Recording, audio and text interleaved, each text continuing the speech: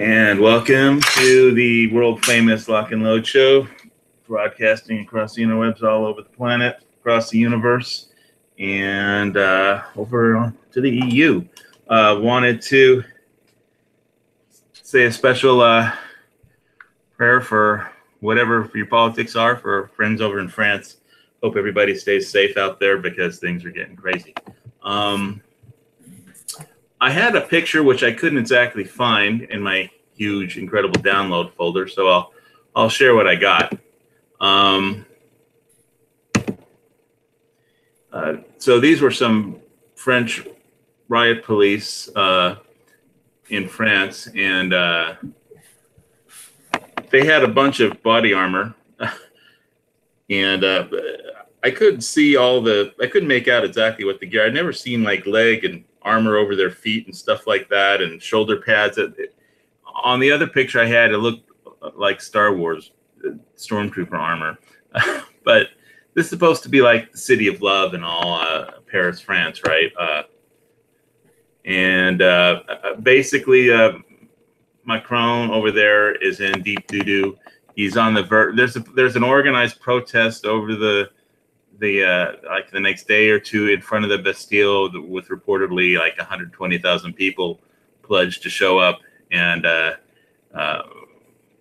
only question I think Le Pen is basically, after the government meeting about it, said that he could be the first president of France in the last 50 years to order the troops to fire on French civilians at the Bastille.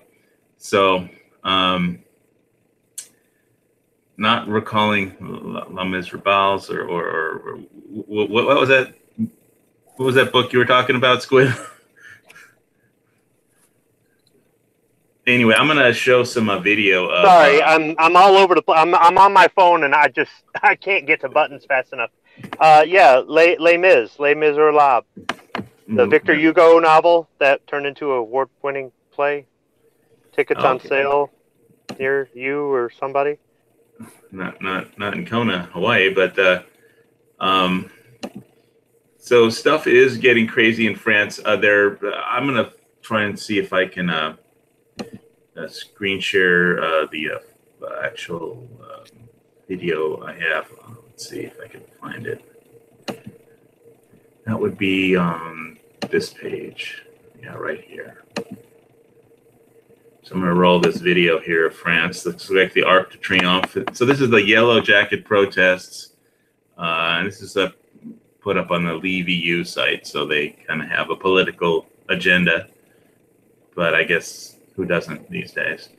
I'm just showing the video. Oh, water cannons. And so this all started as a protest over gasoline tax. Macron wrote an article in the Wall Street Journal, I think today, saying that we need to save the environment from global warming. I don't know if there's any global warming in Michigan where you guys are, but the people here could not basically afford. What's that? I said not lately. Not lately. Yeah, so there's Macron, I think. And so this is basically a Leave EU website video, but those were pictures of the protests. Yeah, it's just here's like one of the pictures in front. I don't know if it's the Arc de Triomphe or what. Protesters holding a French flag. So this started as a protest over the gasoline tax, and apparently people just weren't going to take it anymore. He's basically raising gasoline taxes because he wanted people to use less gasoline because of global warming, and people are just dealing with paying for tax or or if they could either buy the gas they need to get to work, or they can buy the food. And they have a choice, and so he raised the prices, and people have just had it. This is obviously, if you look at that video, it's a leadership who doesn't just out of touch with its own people, or they wouldn't be rioting. I mean, right now, people can't go shopping for presents for the holidays because the roads are all crammed up with protesters. So I guess Amazon's going to do very well. I hope the packages get to all the presents arrive from Amazon through the mail, but the streets, people can't go shopping because the streets are all closed. The grocery stores are there in France are reporting like 25% less sales, and because nobody can they can't get their produce in, and the people can't get to the stores to buy it. So it's just a big mess. And so but Macron is like the darling of the media because he's pretty socialist, and media likes that. It's just his own people don't, obviously. I sent you 2 images that might help. They might not. I don't know. Emailed them to you. Okay. I'll have a look at my email in a second. Let's see if I can actually. Did you notice what the protesters are wearing? Yellow jackets. It's a yellow jacket protest. It looks more like kind of lime green, like what you see on a construction crew. They look like the safety vests you buy off of Sportsman's Guide or something like that. Yeah. I mean, they should be filling in potholes while they're out there. Well, they're overturning cars and setting shit on fire basically, and also they're letting people through the toll roads for free. They're opening up the toll road gates, so the toll roads. Overturning cars and setting furniture on fire and stuff, that used to be like a Friday night in East Lansing, Michigan back in the day. Right. Well, this is Paris, France. Only if the Spartans won. That's what I mean. Maybe their sports team won. Because in America, that happens, when your team wins. So I will tell you this, though, HVS. All the talk about Deutsche Bank, and I'm always going, I don't care. But when they're rioting in the streets in France over the cost of gasoline, that does get my attention. Okay, well, I got a Deutsche Bank. I got I just want to share with you what the front office, the day I did my show, this is the front office of Deutsche Bank. I'll just share a screenshot. You walk in, you go to see Deutsche Bank, and this is you go to the main corporate office in Frankfurt, Germany, and this is what it looked like. Those are all police cars. You want to keep your money in this bank? So yes, my father and my mom called me over the weekend and said, our 401k, we need to change some things about it. What should we do? I'm like, you're asking me, it's your money. And so apparently my father had some derivatives that he had bought from Goldman Sachs, which had lost money. And he says, well, they're Goldman Sachs derivatives. I said, well, what, did you look at who underwrote those derivatives? Because it's probably Deutsche Bank. And then I started, 5 minutes talking about Deutsche Bank. And I actually used the Casablanca thing, which was the last straw for my father, because he's a big film guy, where Rick, Humphrey Bogart's character, whenever anybody wrote a check at the bar for drinks or food or whatever on Deutsche Bank credit, he just ripped up the money, because they were like the Nazi bank. They pillaged money from the refugees, from the Jews. So he just ripped it up and just wrote a check to cover it. And so my dad, at some point, my dad said, I've heard enough. It's not in stocks. I'm dumping all my derivatives, is what he said. I don't want any more. Because he didn't know what derivatives were. He said, he asked me, what's a derivative? I said, it's in your portfolio, you own them, and you don't know what they are. And so I still don't know what they are. They're a bet. It's like if I said, if I want to take $100 million and bet it all on UCLA beating USC while UCLA has a losing season next year. If all those conditions are fulfilled, then I win my bet, and Deutsche Bank underwrites it. Even whatever bank wrote the bet, it'll be underwritten by Deutsche Bank. because they're the world's largest. Well, okay, that's not very fun. I would take that money, and every weekend I would go to the sports book at the Rio, and I would, get some wings and a couple of buckets of beers and sit back and watch the game. Yeah, but and hopefully I go and cash it in. Yeah, but this is sold as a financial document. It's a bet that's sold as a financial document. I get a piece of paper from the sports book that says if you win, this is how much money you get. So that's a financial document. Well, here's the thing. They also will write if they're going to write one that UCLA is going to win under those conditions. Then Deutsche Bank will write and Goldman Sachs will all write another opposite bet that they'll lose under those conditions, and then they'll arbitrage the thing so people can use all kinds of options and things. In that situation, he is writing his 401k as a high risk 401k.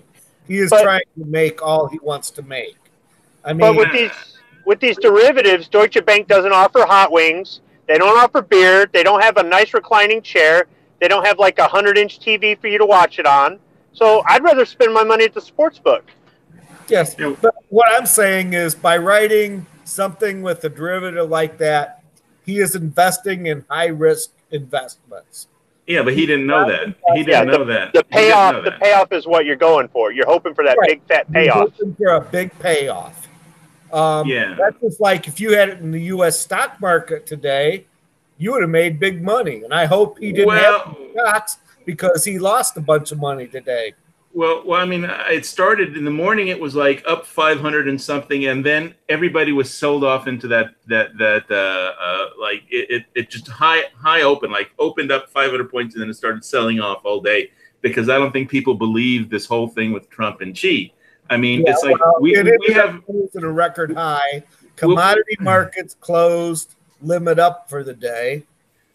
So. Well, all I know is it started up at 500. I looked an hour later; it was only up 300. I looked 3 hours later; it was only up 50. By the end of the day, it was down. so it's the whole thing is with Xi and Trump is. I mean, we're going to get back to the protest, but the whole thing with Xi and Trump is Trump said 90 days because he wanted to stop. They could agree on 90 days. It's a nice, easy number, and you should. Then they put Larry Kudlow out there the next day trying to explain what the deal was in front of all those mics, and it was like insane. China is not going to agree. They're going to just say, "Oh yeah, 90 days."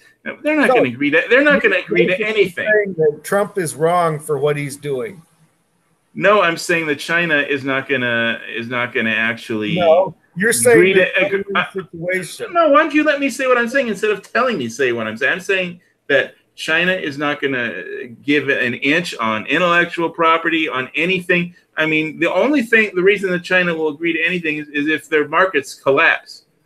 And that's what's happening. Not today. It went up today. All the Asian markets recovered. Yeah, because why did it go up today? Because they made an agreement with the USA. So and because China's markets are even more manipulated than anything, they can order their banks to go buy corporate bonds of that are worthless and maintain a housing bubble, and they can. It's a command economy. It's not. I mean, it's a manipulated command economy as opposed to just our manipulated fraudulent economies. But I take it from you that you do not feel like we should suffer any loss because we are trying to show our hand and play a card. What? Huh? Whether we suffer losses, it doesn't have to have. Now I'm lost. Yeah. What you said doesn't make sense to me at all. Well, our markets have suffered because we have tried to make a point with China. Now, China's markets are hurting, and they're kind of thinking, well, maybe their point is correct. That's simply put. You're saying we had to suffer a loss initially in order to prove our point to China?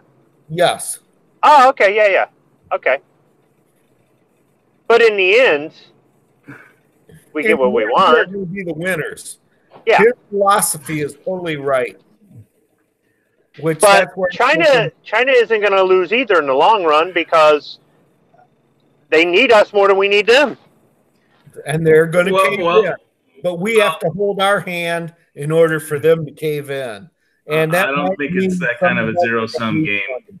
I don't think it's kind of a zero-sum game, but well, I mean, you're not going to get that sort of aggressive business sense from a president that kneels to Saudi kings, and our president doesn't do that anymore. So, yeah, I mean, maybe it is, they got the right guy for the job when it comes to that sort of thing.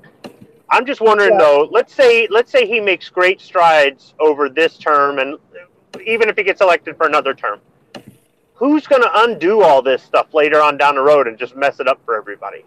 Yeah, well, guess who? That's an easy one. Well, we haven't really accomplished anything yet. I mean, the Chinese haven't really agreed to anything, except maybe they bought a little more soybeans or something today. And I saw something that the Canadian barley is going up because China likes high-end beer, and and so the Canada barley prices went up. I mean, from a consumer's point of view, where do you think barley is right now? I wouldn't know. I made my first batch of beer last week that I have made in 2 years. But 2 years ago, when I used to buy a 50-pound bag of barley, it was $45. Now that same bag of barley is $60-some. You know, because China must be, they must like their high-end beers or something, so they're buying barley to brew it up. Well, I've had Tsingtao before. It's not bad.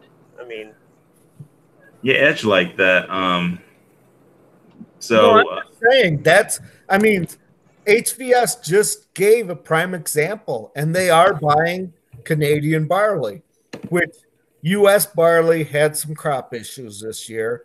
So, we did not have a good crop of barley this year. Or I should say we, because, Michigan does raise some. Kalamazoo and north of Kalamazoo does raise quite a bit of barley. Hey, did I miss the staff meeting? What's going on with romaine lettuce? Is it suddenly gross? I bought, I buy red leaf organic lettuce because that's what I like the taste of. But all the normal romaine lettuce, all the normal lettuce things that like the pre-made salads, they're all off the shelf. I was shopping today at Safeway. There aren't any on the shelf. There weren't any, not one. So yeah, and I keep hearing people on the internet typing in stuff about romaine lettuce, but they're not saying what it is. And it's all negative stuff, and I'm going, is this like the spinach scare where it's got Ebola or something? But not Ebola. There was I think there was a CDC alert that to pull all the romaine off the shelves due to E. coli. E. coli is not Ebola. I mean, well, whatever. It's just it'll all give you a runny. Ebola. There's like a 30% of the people die, and it's yeah, they pulled all the romaine off. I never figured out why. All I know is that was like a week or so ago, and there's still not any on the shelf. But that's not what I usually eat. I mean, I do buy those prepackaged things, and then I add more of my favorite organic red leaf lettuce. So I never really have that stuff. See, it never really concerned me because I've always thought romaine lettuce tastes like grass, and I don't like eating grass. Tastes like water, but it tastes like grass. I like Lynchburg lettuce. Ooh, what's that? Huh? Lynchburg. That's not iceberg type, right? Or yeah, it's an iceberg. Oh, okay. But romaine lettuce to me always reminded me of grass, and I've ate enough grass in my life. You eat grass? Unfortunately, I have. Wow. I thought when I was going through tough times, I just ate rice, and I thought that was tough. If you can eat grass, the thing is though, you don't want to eat it if an animal's been by and soiled it beforehand. Yeah. Yeah. Well, if you mow hay, the dust and all that tastes like grass, and that's where I'm saying I've ate grass because I've sat out on an open tractor mowing hay, and it tastes like grass. Okay, after the show, I'm going to have to give you some descriptive words for based on what you texted me about your farm. But I'm going to save that for the after chat. Let's see. So what do you guys? I mean, here's the whole thing about the riots. In France, it's not. First, it was the Brexit and what's going to happen in the UK if there's a if the Parliament votes down the deal that May got with the EU. And so that was like just Britain, and then Italy's banks and its bonds are that they don't want to knuckle under to the German banks and the EU and comply with their austerity demands. I mean, they just want to keep spending money and with no concern of what their interests or how insolvent their banks are. And then this thing in France goes down. So who's going to be left? France people are pissed off with their own government and they want to leave the EU. So if Britain and France and Italy all leave the EU, I mean, it's over, right? I mean, well, I mean, is Switzerland still neutral? Well, I don't think being in the EU is. I don't know if they're in the EU. But from France's whole your European Union army isn't. I don't think it has a chance. I don't know if he's going to even be in power for very much longer. The way things are looking over there. Hashtag not my EU. Hashtag don't raise. Hashtag reads my lips. No more gas taxes. You know, they could afford to pay for the gas if they would just raise some really high quality barley and sell it to the Chinese. For beer, yeah. I mean, hey, beer makes the world go around. I finally got a bottle of Kua Bay. They advertised Kua Bay Kona Brewing Company beer like that it would be in the store shelves like 2 years ago, and I've never seen it in the stores anywhere. And then finally today, walking through Safeway, there was one bottle.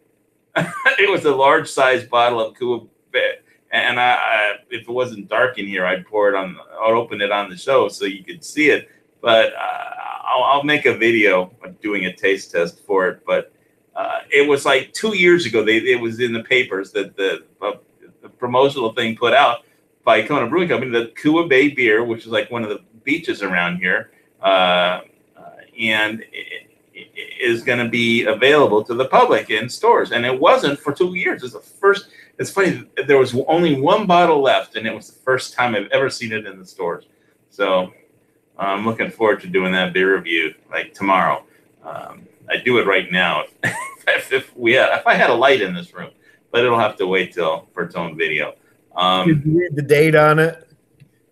I didn't. I went to the store right before the show and picked up some groceries, and the beer was there. And I was like, oh my God. I did get, in honor of Paris, France, I did pick up, because I like it in my margaritas, a bottle of Grand Marnier, which is made in Paris, France. So I supported France by buying a bottle of Grand Marnier today. But so. I asked that, HVS, if it's an IPA, it's really only good for 3 months. That's, well, the bottle was in the store. I didn't look at the date yet because it was a huge bottle. It's one of the bigger bottles. So, I mean, I'm not going to stop the show just to go look at the date on the bottle. Right. That's like you telling me to try to find some beers from Corona Brewery. Kona. By the time it's on shelves here, it's over 3 months old. So I'm sure I'm not getting a true test taste on that beer.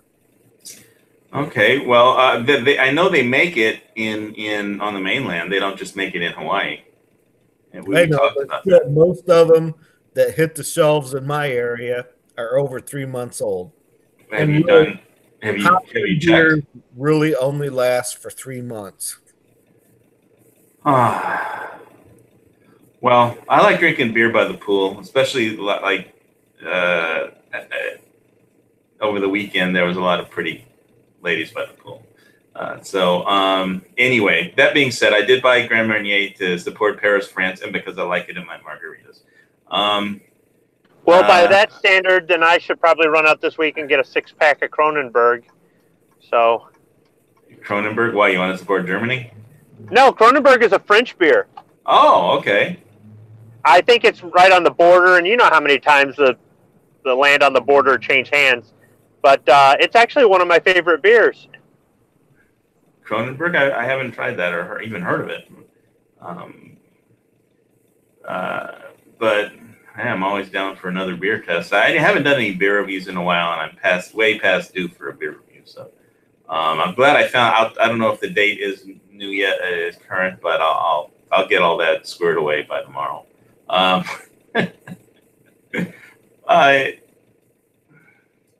So it looks to me like the whole EU thing is just coming apart at the seams, and it's really because the people running the governments are just out of touch with their own people. And maybe they're in a media bubble where the media tells them how great they are because the media has their own narrative, and all that global warming stuff is and he wants to raise gas taxes because to discourage the use of gasoline to prevent global warming because he's afraid the climate is going to crash and permanently destroy the planet. Well, I don't know how these fires are going to affect global warming if Paris burns down. They overturn every police car or car parked on the street and block all the streets. I don't mean people won't be able to drive on the roads. So it would be nice if people could get out to get their presents from the stores, but that doesn't seem likely to happen.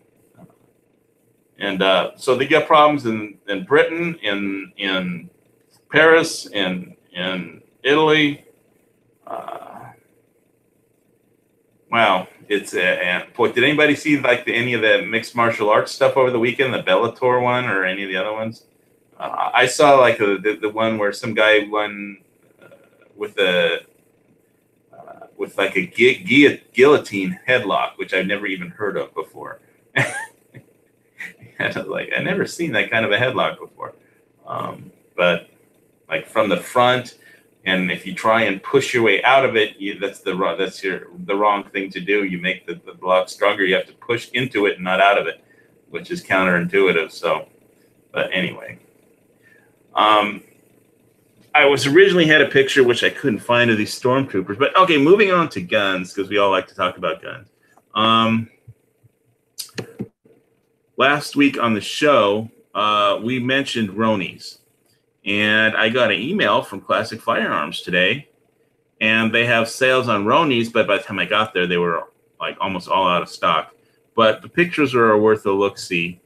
And apparently the only state they don't ship it to is California, even though I didn't think they were legal in Hawaii.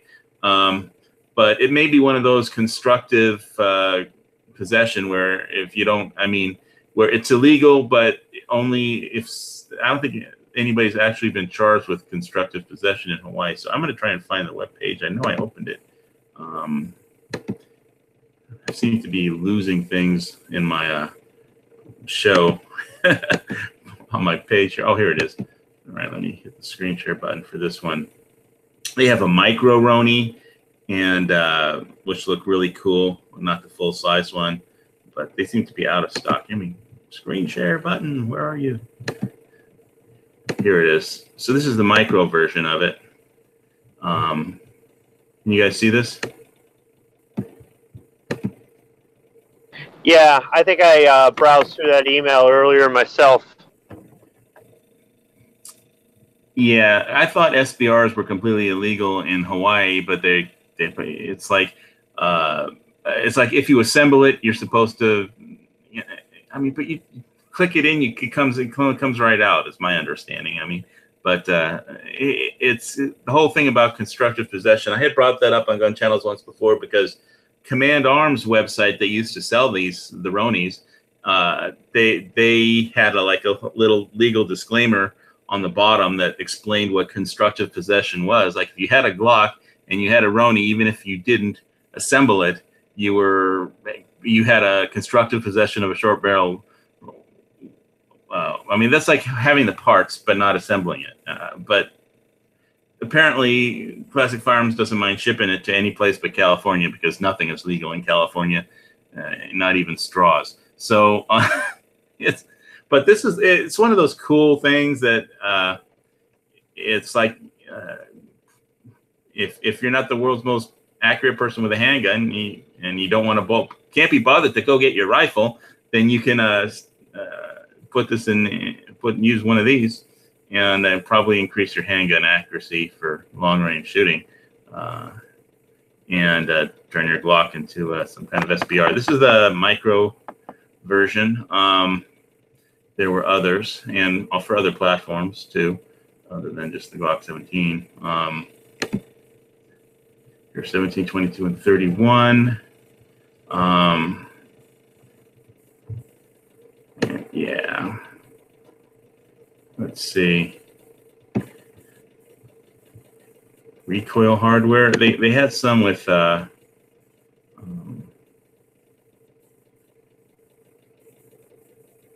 Classic Firearms is overloaded. This one.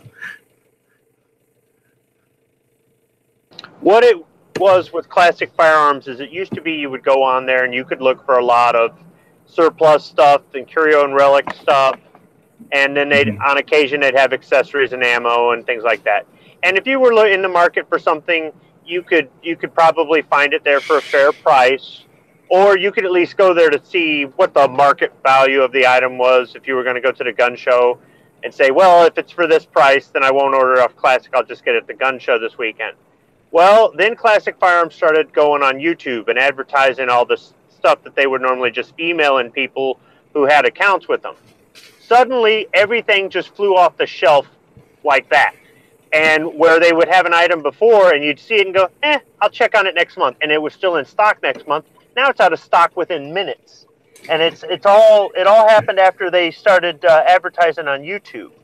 And it's kind of like, so you're telling me that many people were gun guys and they had no clue about Classic Firearms this whole time? Or there's that many new gun owners that they're just snatching these things up? I'm wondering if it's a lot of people who are dealers who are buying these things. And I don't mean gun store dealers. I mean gun show dealers. Whether they've got an FFL or not, they're going to the gun shows with these that they buy for, say, $300, and they're marking it up to $500. And they can afford to go ahead and buy a whole bunch of these things and just snatch them up in a hurry because they're looking to flip them. That's my theory. I can't prove it, though. I can tell you what my experience has been with Classic Firearms. I bought my AK from them, and the wood stock was pretty trashed from the Century Arms AK from them. Went through an NFA and did all that stuff. Then they to do the paperwork here for Hawaii, and but I mean, good luck trying to get. I had to call Ironwood, that company that makes AK stocks, and get new wood stocks and refinish it. I did a video on it, but then let's see. I tried. They had a sale on AK mags. During the big mag, during the after Sandy Hook, there was I tried to buy 100 AK mags, and they were like, "No, you can't buy 100 AK mags." And it's like, really? Okay. And of course, now I'm sure they'd be happy to sell me 100 AK mags, but and I mean, it's not like they weren't. They were just everything. That shit was flying off the shelves back then, and so because everybody thought they were going to be banned. But then, just more recently, they had a sale on 40-round AK Bulgarian AK mags. So I tried to buy some, and they're like, "Well, we can't send those to Hawaii." And so I said, "Hey, these are legal in Hawaii. They're rifle magazines. They're not handgun magazines. We don't have a 10-round limit for handgun magazines."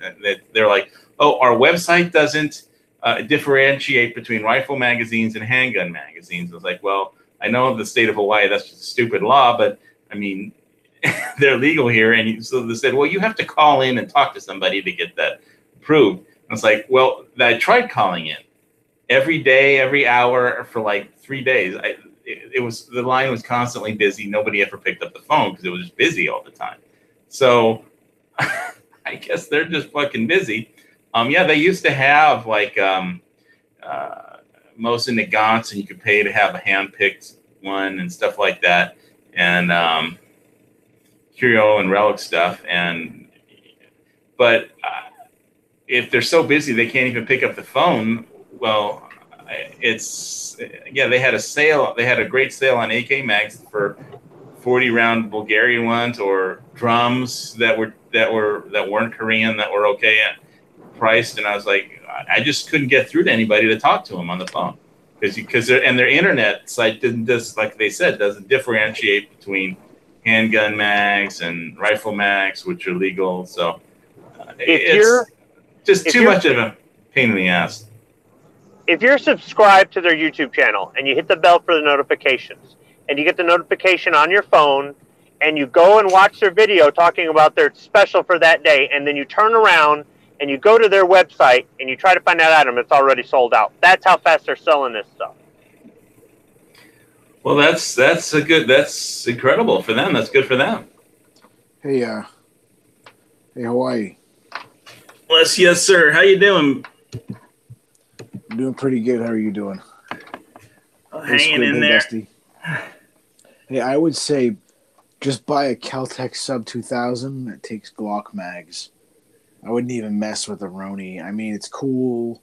You can slide it in and out. A lot of the reviews I read, the guys had to take sandpaper and like clear out the channel so the gun would fit and the charging handle would reciprocate properly. So I read that in more than one review and was like, yikes. I'd rather just I'm used to having to modify. I mean, I had to take sandpaper to my AK furniture, but that's wood, so to fit it. But yeah, the reciprocating charger, the handle, that might be something different. Well, it's the thing, it like goes on the top of the back of the slide, I think. And they just said the polymer didn't fit right. Now, I got a similar problem with my shotgun mags right now. The mags are bulged on the inside at the top of the mag. So some guy was like, "Oh, just put them in the fucking in boiling water for a while, and then take a." Wait, boil it in water? Yeah, and then he said, "Take something and shove it in the mag." It's not a mouth guard. Well, he said it worked for him, and then some other guy said he did that too. And I was like, "What the fuck are we doing here? Why did I spend $35 a mag for these fucking mags if they don't work?" Yes, Squib, those weren't the pictures that you sent me for Paris. Those weren't the same Stormtroopers. But you said a Stormtrooper in Paris. I sent you a picture of a Stormtrooper in Paris. Yeah, but I meant real police, not like somebody in a Star Wars costume in front of the Eiffel Tower. Now you want they'd be more effective. Okay. Now you want that because you want to like sidestep Hawaii's law, right? I don't really need it. I'm perfectly happy with my Tavor. I just thought it was cool, and it'd give me a good reason to buy the latest Mikey Hartman red dot and stick it on the rail. But but I don't know, for the price, you could pick up a Kel-Tec Sub 2000. Yeah, but obviously in this case, I wouldn't have to. I can get this shipped directly to me, I think, so I wouldn't need to fill out any police crap paperwork, which I hate. Because basically, I know the rat back list, but I'm just saying for the amount you'd pay, that you'd get much better value out of shitty Kel-Tec that takes Glock mags. I own a similar system. All right, sorry for talking over you.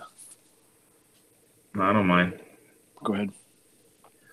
So basically, is it the micro Roni or the regular Roni that had the problems? I'm not sure. I'm not sure off the top of my head which one. Was it more than one model of Roni? So you said you don't know. Okay, you don't know. I'm not sure. Every time you say Roni, I just keep thinking of a Bobby Brown song.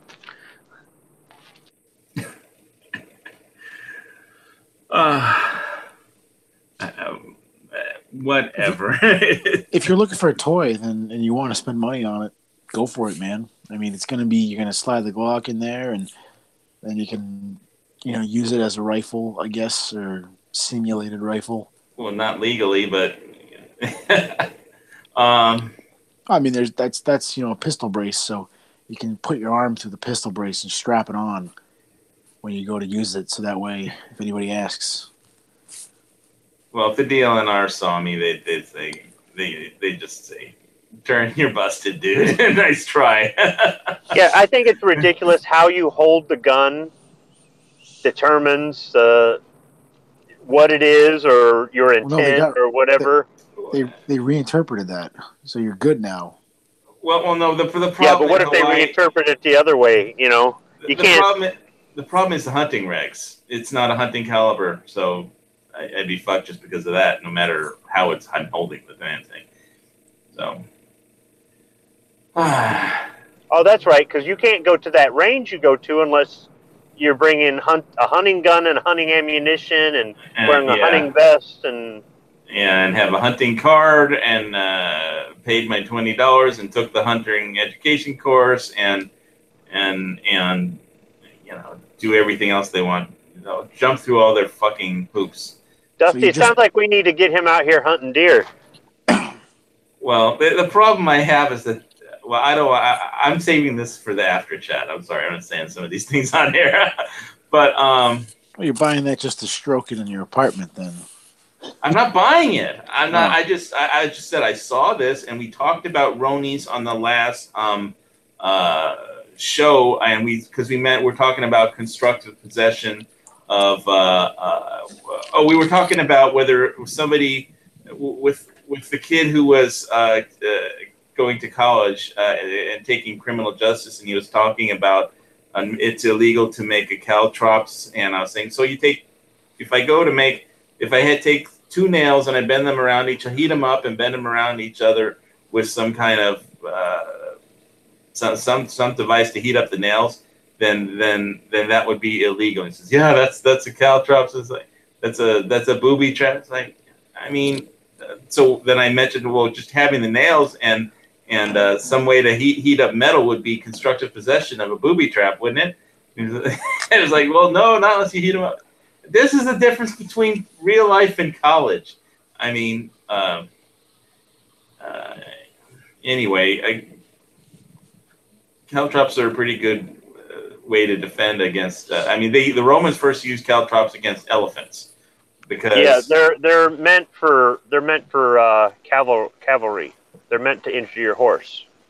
Yeah, well, the whole thing with why the Romans used them against elephants was because if an elephant steps on a caltrops and hurts its foot, it's going to turn around in the opposite direction and run back the way it came, which would mean it'd be running over its own troops. So it was very effective against large cavalry like elephants. So, but it's also effective. I mean, ninjas use them. I mean, they work as a deterrent for if somebody's chasing you down a trail and throw some caltrops behind you and keep going. When you hear "ow," you know where they are because they just stepped on your caltrops. If you want to circle back and eliminate the injured party, that's up to you, or you just want to get away. But these things are cool. So because I got an email about them from Classic today, I brought them up. Not that I'm going to run out and buy one. I'm in like don't waste my money mode right now, to be honest with you. The only thing I bought for the holidays was a new Tony Bahama Aloha shirt and and those Hanukkah candles, which I've been using, by the way. And yesterday was the first night, so I lit the candles. And after this show, I'll light more candles. But all right, so I think we've covered the Roni for now. Let's get rid of that one. They are cool, but there's some problems. It'd be nice to know exactly which models have the problems. Let's see, what else?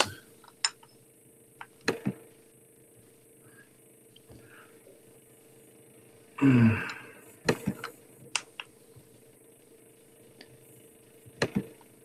think I'll actually go try and look at our external. I haven't actually looked at it because I've been trying to manage. Yeah, there's some people out there talking. Okay, I'll screen share this crazy Eiffel Tower picture that you sent. Yeah, I'm telling you, you said you wanted a stormtrooper in Paris. I sent you a stormtrooper in Paris. There you go. Now, if those guys were out there dealing with the rioters, all right, I think they would be more imposing. They might not hit the broadside of a barn with their blaster, but they would be more effective because everyone would fall over laughing. I mean, if they had energy weapons, they might be effective, but I don't think anybody has energy weapons yet. Okay, on the subject of, since we're on this, before we get into whatever you want to talk about, I've been watching. Which Star Trek do you guys like the best? The original, Next Generation, Voyager, Deep Space Nine, the Enterprise, and why? Voyager. Why? Jerry Ryan. Yeah, the Borg with the boobs. I mean, she was hard to ignore. That was my second choice. I had to think about that for a while, but I really do like the original the best myself. I mean, to a lot of people, I think the original was Nimoy, DeForest Kelley, and Shatner. I know if I ever get that Scottish guy on again, I'll have him explain why James Doohan offends all Scottish people, but because I know he really wasn't Scottish. But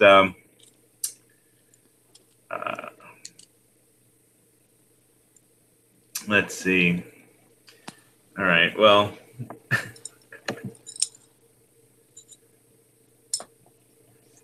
he doesn't even have a. Here they are with some fake lightsabers and some kind of Mexican hats. There's a French maid. See? That's not a French maid. She's wearing those robot ears. So she's a robot. Well, whatever. It might be Misaki. I might actually know what that is, unfortunately. Well, it's a girl in a French maid's costume, which is close enough for me. I really liked Voyager and Deep Space Nine. Well, here's the thing about... My favorite was TNG. You know, okay, so Deep Space Nine, until they got the Reliant, or not the Reliant, the, what the hell was that thing called? Defiant. Yeah, Defiant. Getting my ships mixed up there. Until they got the Defiant, it was lame because they never went anywhere. It's kind of like they should have just called it Star Trek Homebody because they didn't do anything cool. I'm on a space station. Yay! I want to explain why I like Deep Space Nine. It was because it was on Wednesdays, and I was working at my studio really hard, and I didn't even get to make it home a lot of days. I was just working around the clock day after day. And so, but I would always make an effort to make it home on Wednesday to check out what was happening on Deep Space Nine. And that was my escape from reality, to go make sure I could get home so I could take a shower and watch Deep Space Nine. Back to Malibu. I had an apartment in Malibu, and I'd get home, order pizza or whatever, and click on Deep Space Nine and just veg out on what Captain Sisko was up to on Deep Space Nine. And it was just and that's what it was. It was just an escape from reality on Wednesdays for me. And I like that. But I mean, the original was better. I like the original so much better because of the writing, I think, and the acting and the directing. It was just, but the whole concepts behind the plots, it was just better put together in a lot of ways. But I mean, I watched those reruns forever. But for me, Deep Space Nine was just an escape from the day to day. It kind of tapered off for me, and I never did end up watching the end of it.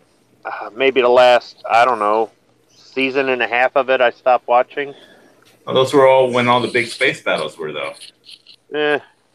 I mean, how many times can you fight those Jim Hadar and the people from the Gamma Quadrant, and and they had issues because like the clones from the Gamma Quadrant were superior to the clones that were made in the Alpha Quadrant, and they had their own internal.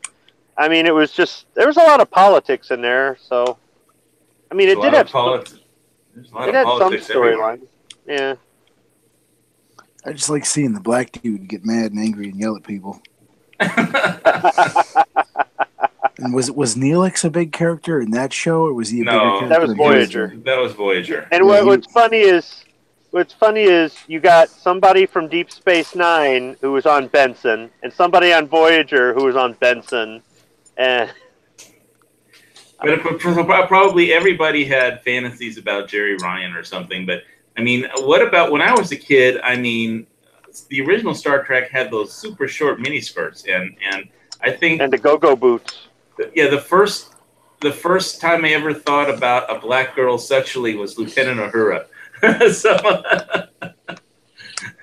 So I think Shatner and the actress that played Lieutenant Uhura, that was like the first. Nichelle Nichols. Nichelle Nichols. Nichelle Nichelle with an N. Michelle with an N. Yeah, that Michelle was the first interracial kiss on television when Shatner kissed her, and that was when in the show where they were they're under the mind control of some weird Greek society that had superior mind control powers and stuff. So it really wasn't them, that they were forced to kiss each other or something. That was the first interracial kiss on national television. So that was a thing because it never happened before. But yeah, the original broke a lot of new grounds, and I still watch the reruns for that on I think it's on MeTV it was on Heroes and Icons cable channel. But I only watched a couple episodes of the one with Bakula, Star Trek Enterprise. With Captain Archer. Yeah, I've only watched a few episodes of that, and then there's probably been fan films, I'm sure. Oh, there's some great fan ones. Star Wars fan films, so you can do the same thing with Star Trek. Right, let me get this for silly screen share off of here. I hate it. Yeah. Stormtrooper. All right. Let me go see if I can make it to the external and say hello. Okay.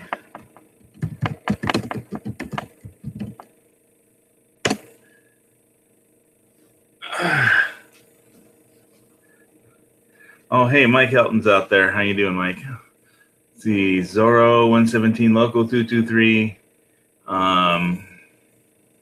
Steve D. We nerded out and lost the Roosted Films. He's not a Trekker. He's not? Okay. No. Well, thanks for coming in. Linda Carter, is Wonder Woman? Yeah. I remember them days. Now Linda Carter is the president of the United States on the Supergirl show. So they kept her in the DC universe. Well, yeah, the original Star Trek, they had those super short mini skirts and the go-go boots, and that was just awesome. But anyway. All right, so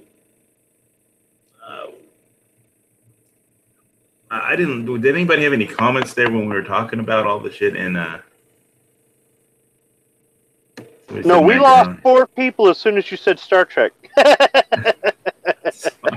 Oh, well. It's usually sci-fi is a popular thing. I guess everybody's burned out after Mass Chat. And, yeah. Yeah, well, we're on the tail end. Sometimes we get corked by a few other Gun Channel shows, but it doesn't matter. Because Scotty was Canadian and a WW2 vet got shot, 6 killed, 2 German snipers, and lost his thumb. Scotty lost his thumb. So Patrick is from Texas, though, right? So Scott. So James Doohan was Canadian. All right. Yeah. How's she going, eh?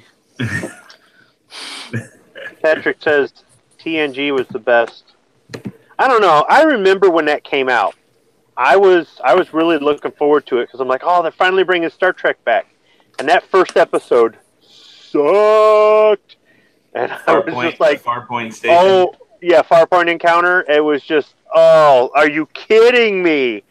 And I wasn't sure if I was going to watch it, but it gradually started to get better. I could tell they were redoing the old Star Trek just with the new flair and new actors and new, it wasn't until they came in encounter with the Borg and then later when the Borg came to the Alpha Quadrant, that the show really ramped up. One of the best episodes, man. Yes. The Borg. I liked Q a lot too for some reason. Yeah, John Delancey played a really good a-hole, omniscient, omnipresent, whatever kind of bad guy, but the Best of Both Worlds Part 1 and 2, it was a season ending and then a season opener. And I had to wait. I was on the edge of my seat, right? And it ends, and I'm going, are you shitting me? I got to wait for this. Yeah, the cliffhangers. It was the cliffhangers. I always wonder where Whoopi Goldberg went. I was kind of happy she left, but... She finally found that string or strand or whatever it was that looks like a lightning bolt that'll send her back to heaven. Yeah, well, she was like, Q said she was an imp or something. Yeah. I never really like. Remember she stabbed him with a fork? I remember that. That's it. She wanted to see if he was really human. So, yeah. Yeah, but at first I didn't get Q because in the initial episode with him, I wasn't really sure what he was or what he was doing. It was each season he would come back and we'd learn a little bit more and a little bit more and a little bit more. Send us back now, Q. You've had enough of your fun. I love it when he like breaks down and he yells at Q when he like, he's like, we're powerless. I think that was in the Borg episode, the first contact with the Borg. Oh yeah, he says, you want to see us scared? We're scared. You want us to be humble? We're humble. Could you please send us home?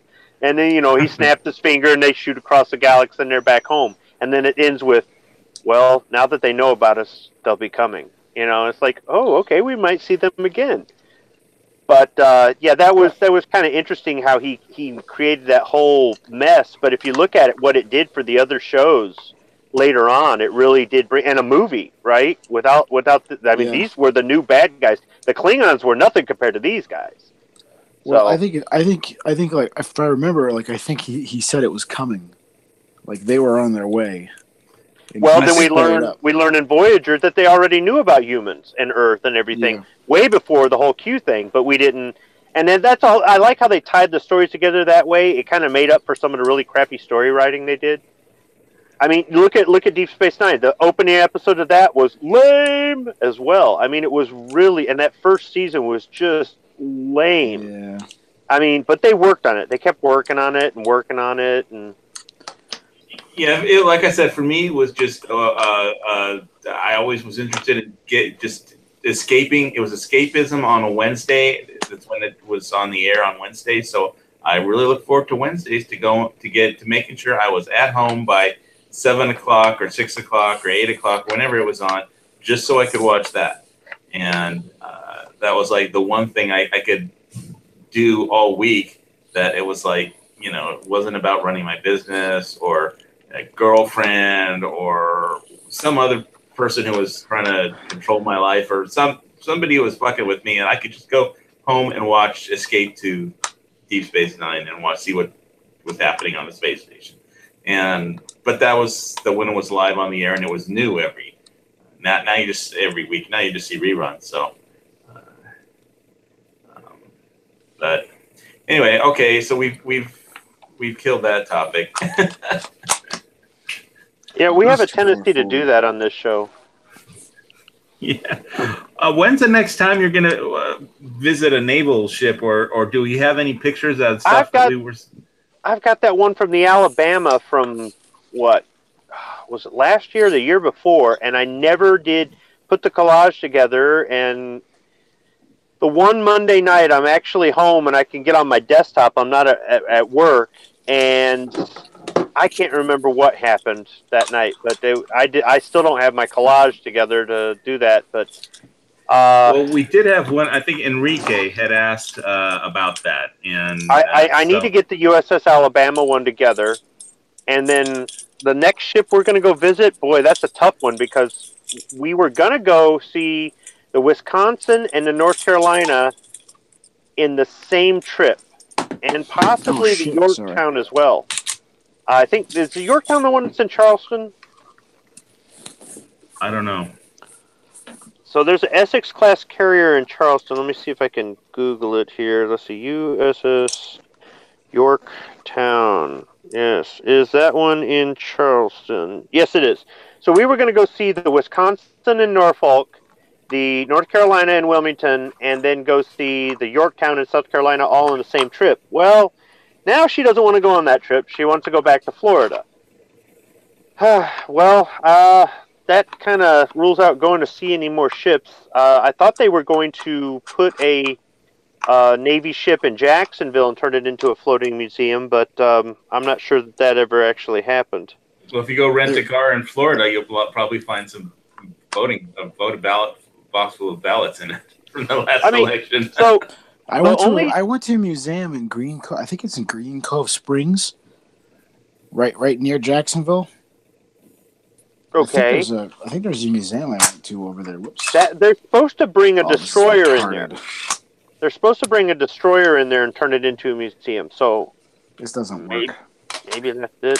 What are you working on there? I'll show you in a second. There we go. Let me turn my camera on here. Live from my my office here.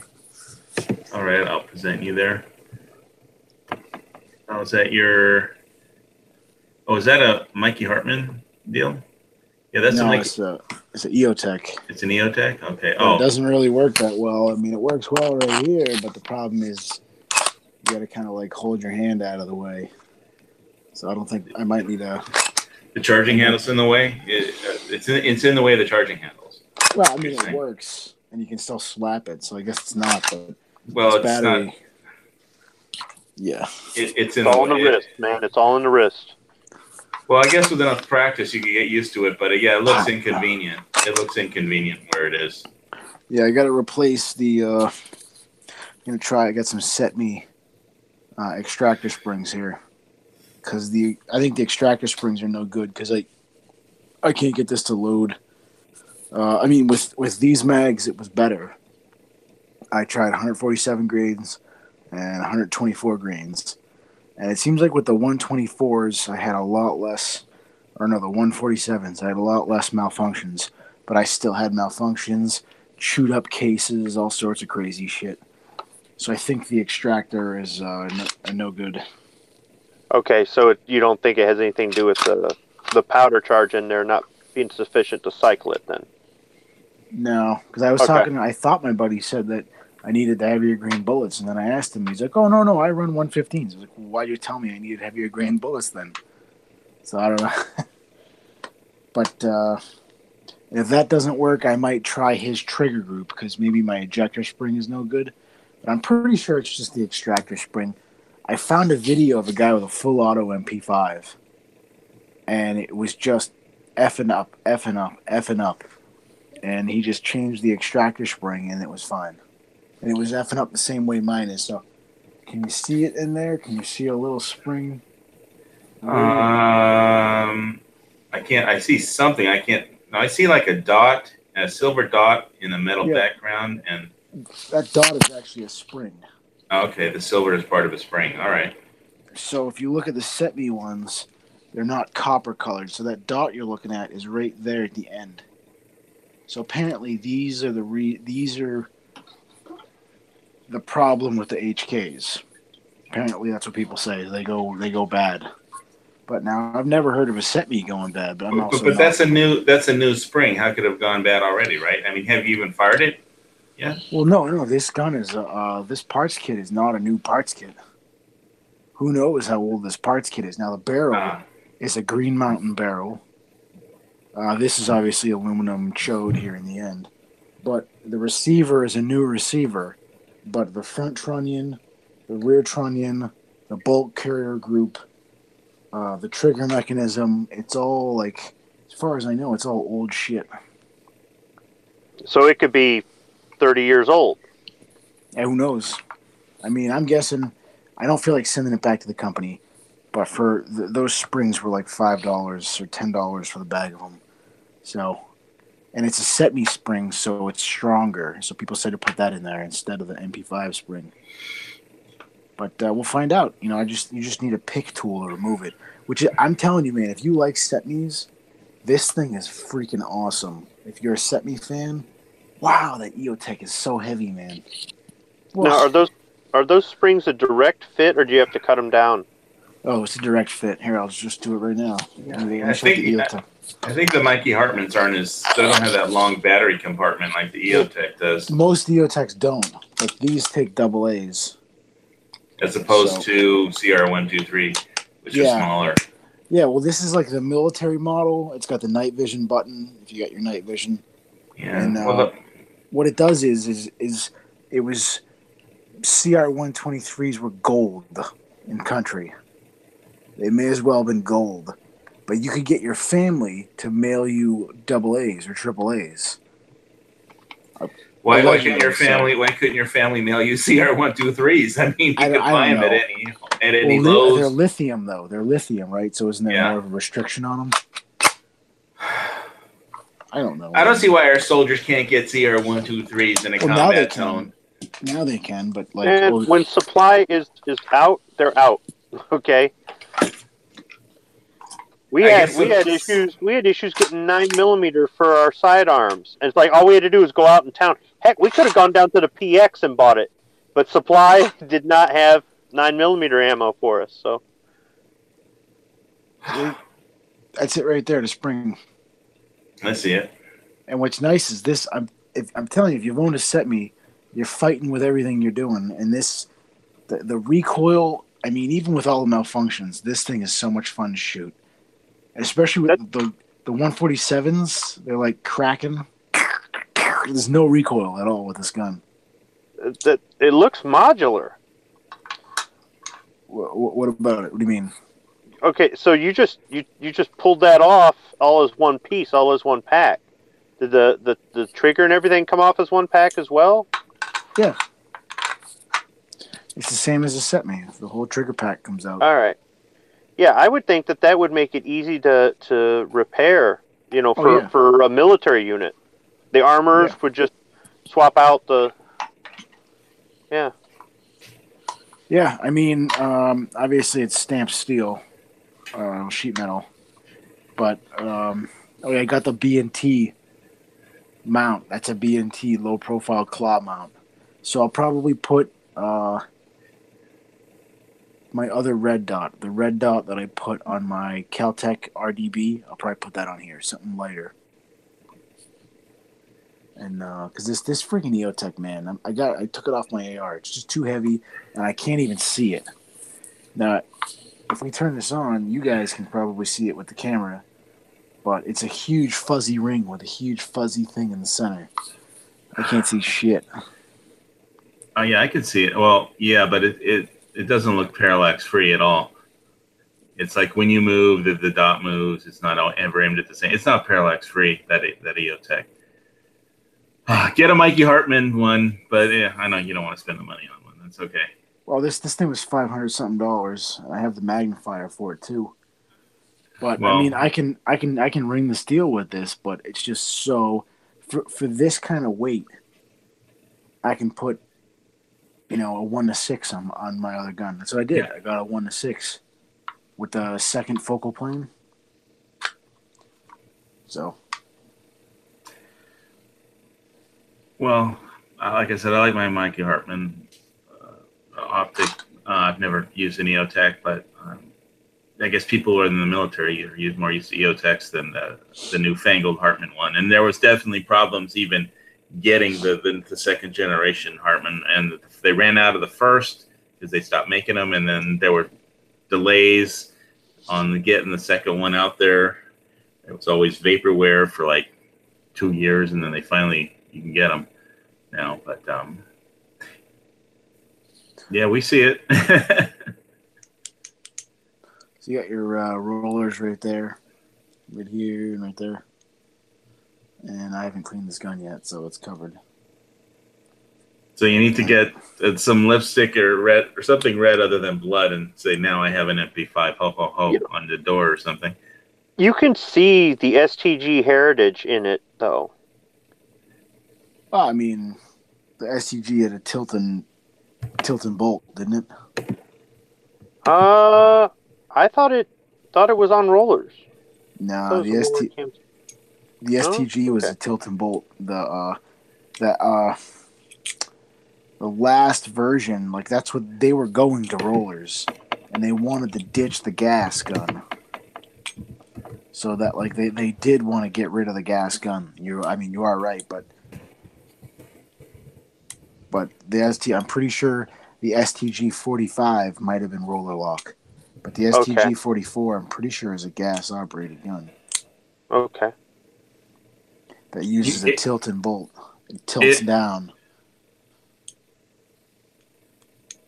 Squib, if Mike Helton is still there, you need to tell him about that deer hunting story you told us about the combat with the deer. I was going to suggest, after thinking about what you told me about it, is that you need to learn how to like rope, like cowboy style, like, you know, throw a lasso and just lasso the damn thing.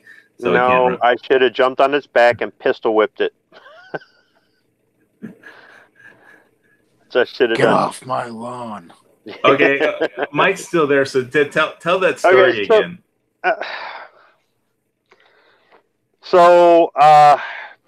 It was about a half hour before sundown, and I'm putting my stuff. I'm up in the blind. I'm putting my stuff away. I'm like, I ain't gonna see another deer. We're done.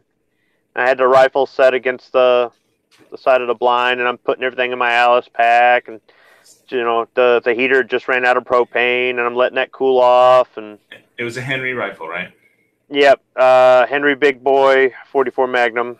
I had hand-loaded 44 Special plus P plus jacketed soft points in there, and I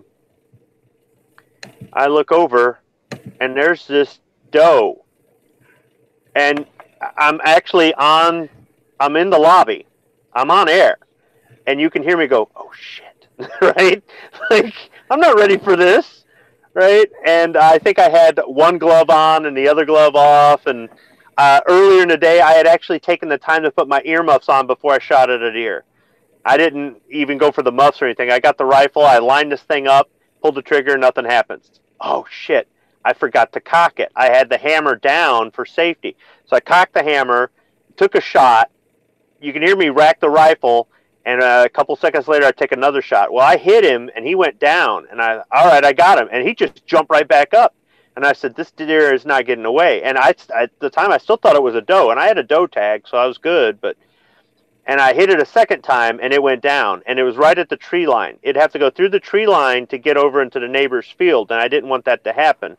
That, and I also don't want the animal to suffer. Even though I really don't care. It's a dumb animal. I'm not going to try to make it suffer. So on the second shot, I saw the blood spray out of the side of the deer. And I'm pretty sure that was the one when we gutted it. We saw that a round creased the front of the heart. And I'm pretty sure that's the one that did it.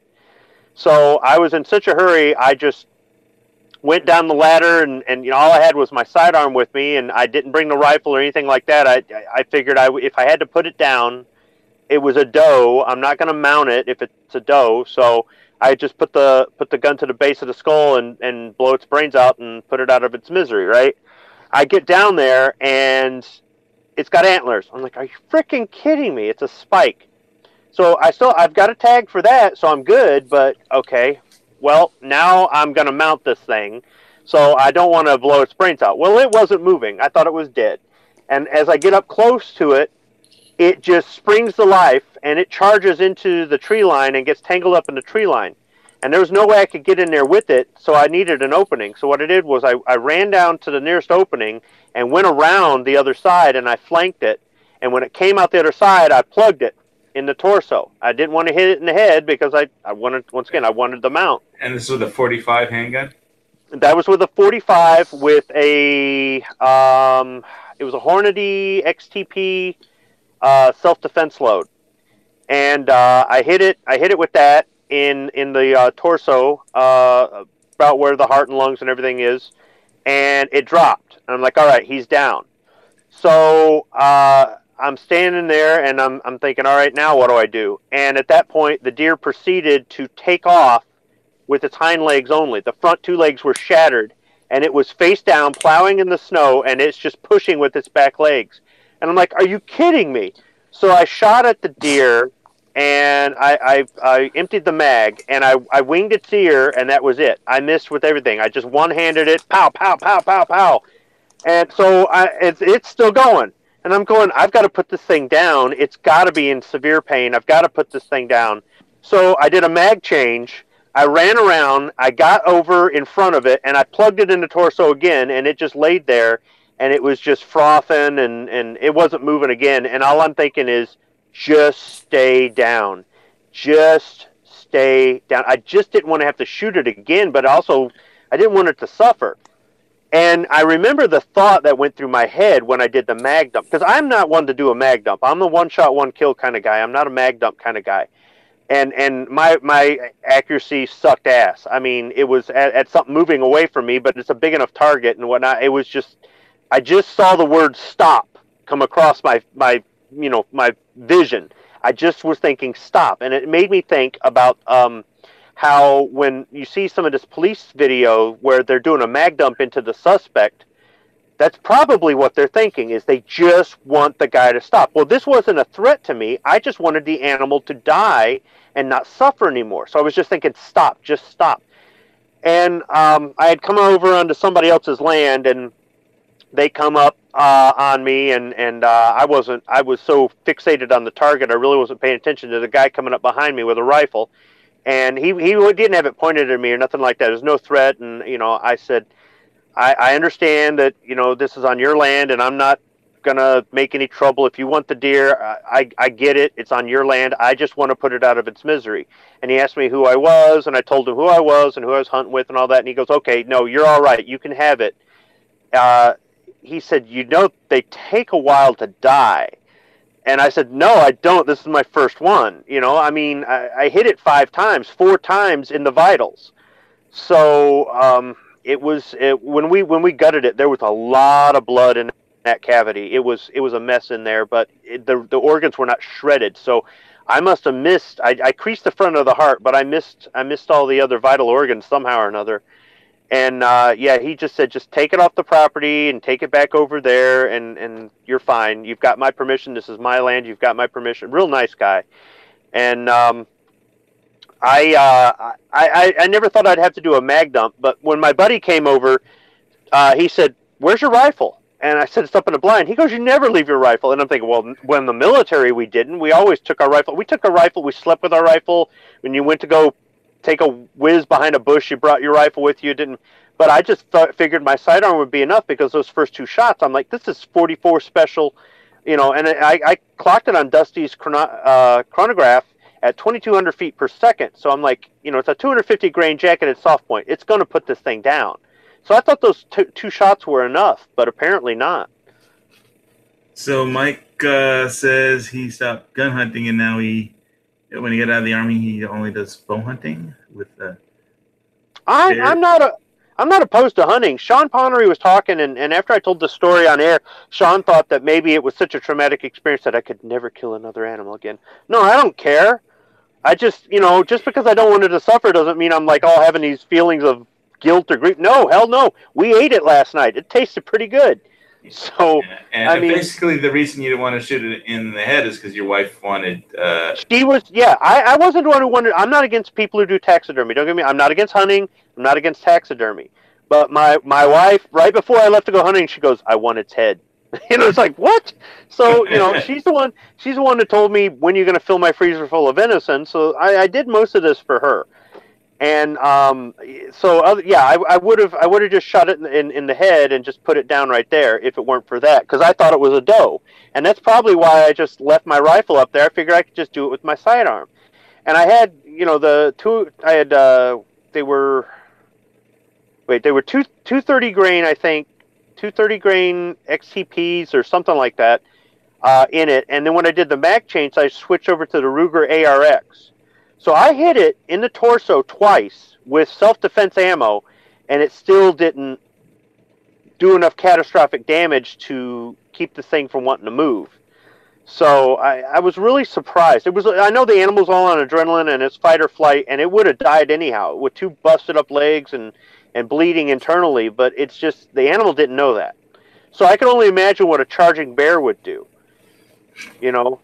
I would have been dead. That bear would have ate me. It might have bled to death later, but not after it, dispatched me. So,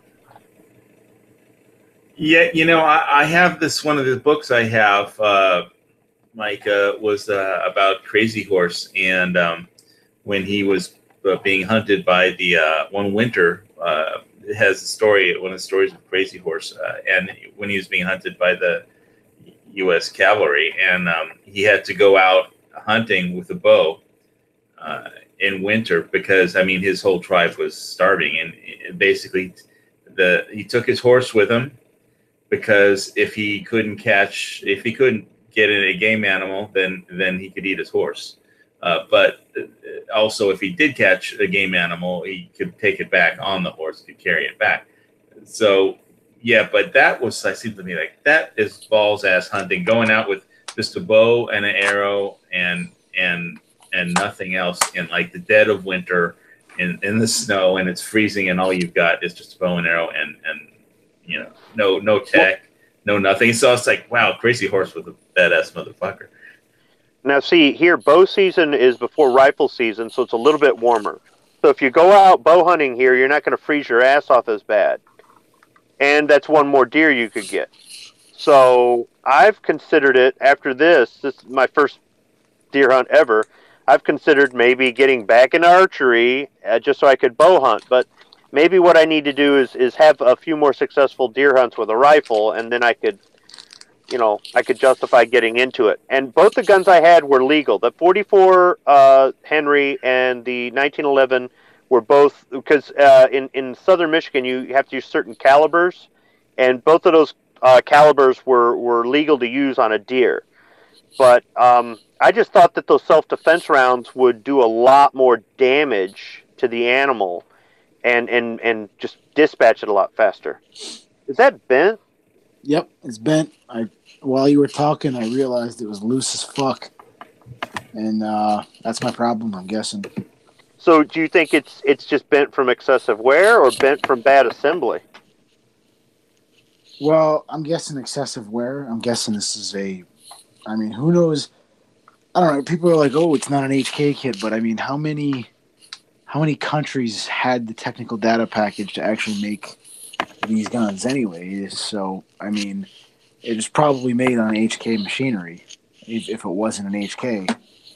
But either way, I think we're all set. People say that that's the problem with these, is that extractor spring. And that was definitely like, I just touched it. I don't know why I didn't look at it earlier.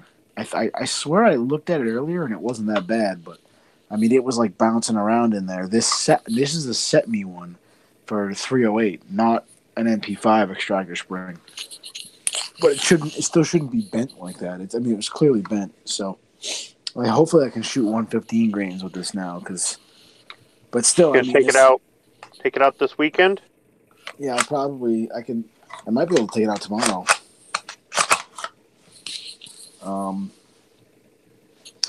But yeah, I get the little 10-rounder in there right now. Cool. You putting it in a bench rest? For what? Shooting it? Yeah. No. Okay. I mean, if I'm gonna sight it in, yeah. But I just got this today. I just got this rail today. But prior, I stood up, and I was having trouble hitting at 185 yards. But when I was shooting at some 50-yard and some 100-yard, like pieces of pumpkin that were left over, I was dead accurate with 100. Was that 100 meter? Whatever that one is on the diopter.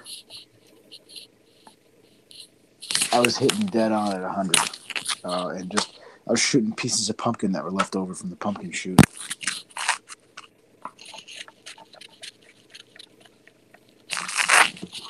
So yeah, this EOTech's too dang heavy. I probably throw my little hollow sun or whatever it is on there. Yeah, I think that's what the military is using, hollow suns, right? No. I don't know. I mean, they had, what is it, the M68, which is an Elcan Spectre.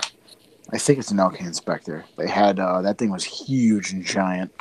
And I think the Zero is on the base and not actually on that piece of glass. They had the what is it, the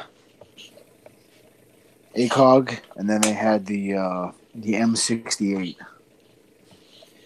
No, M145. They had the M145 is the Alcan Spectre. The M68, I forget what that is, but we used the.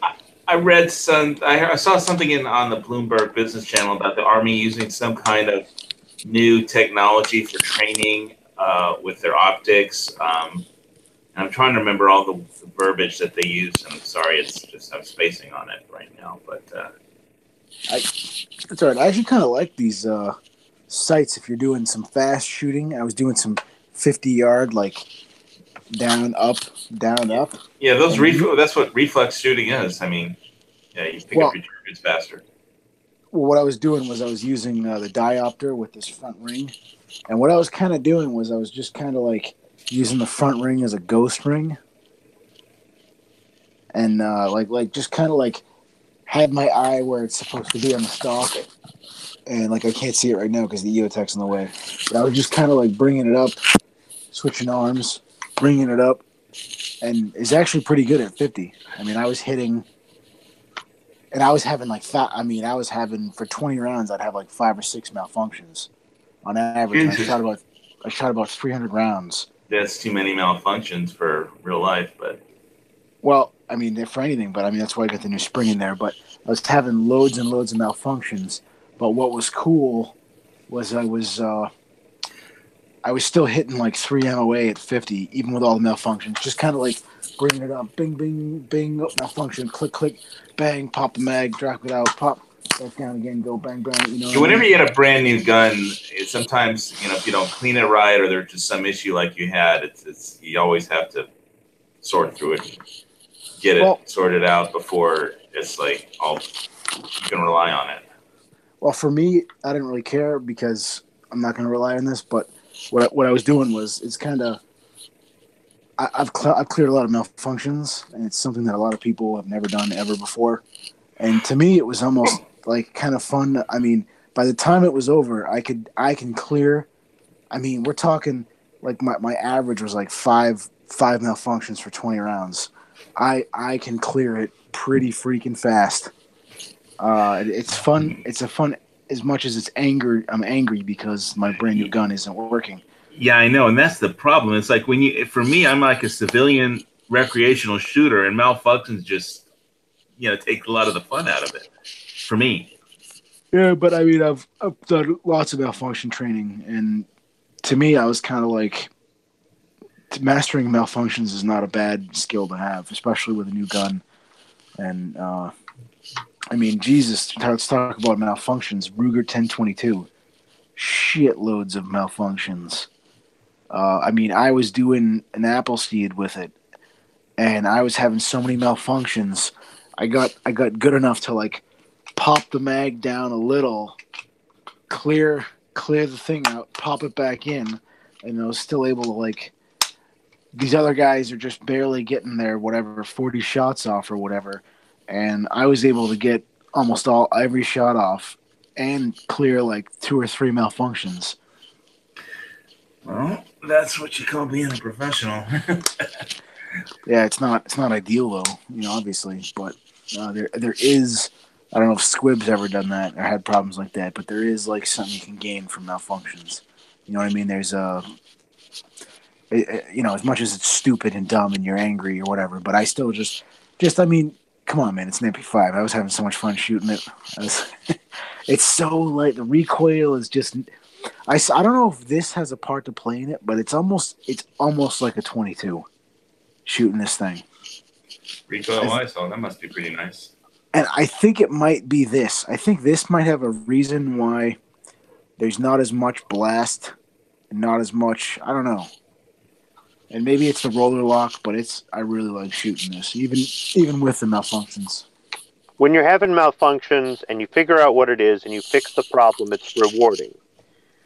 If I have malfunction because of the firearm or because of ammo at the range, it's kind of a letdown because I all the preparation to go to the range and that sort of thing. But when it's just me, it's not that big of a deal. When I'm taking somebody else to go shooting and we've got a malfunction and it ruins the day for them, that's what bothers me. And it's kind of a tough call because if you just bring one gun, then you don't have to carry as much garbage. But if that gun goes down, you've gone all the way out to the range and planned that day, and now you're done for the day. I've brought maybe to my local range, oh boy, maybe 5 guns at once, and carrying everything for that is such a pain. But you know, if you've got a malfunction, you just go to the next one. Right. Yeah. I mean, And usually... go ahead. I was gonna say, like, if I had a malfunction with any of my guns, then I would just I'd just pick up the AK, and I knew that would always work. So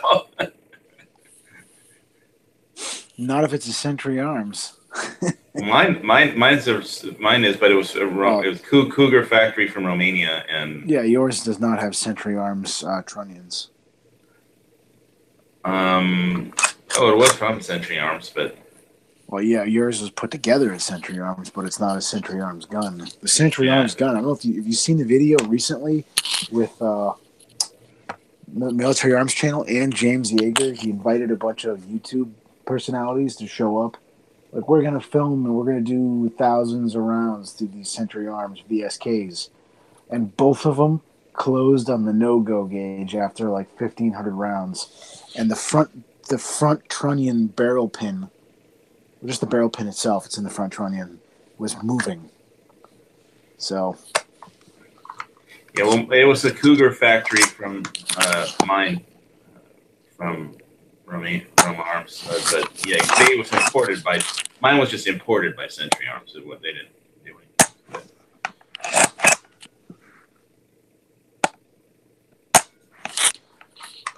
Definitely a better trigger than my sent me.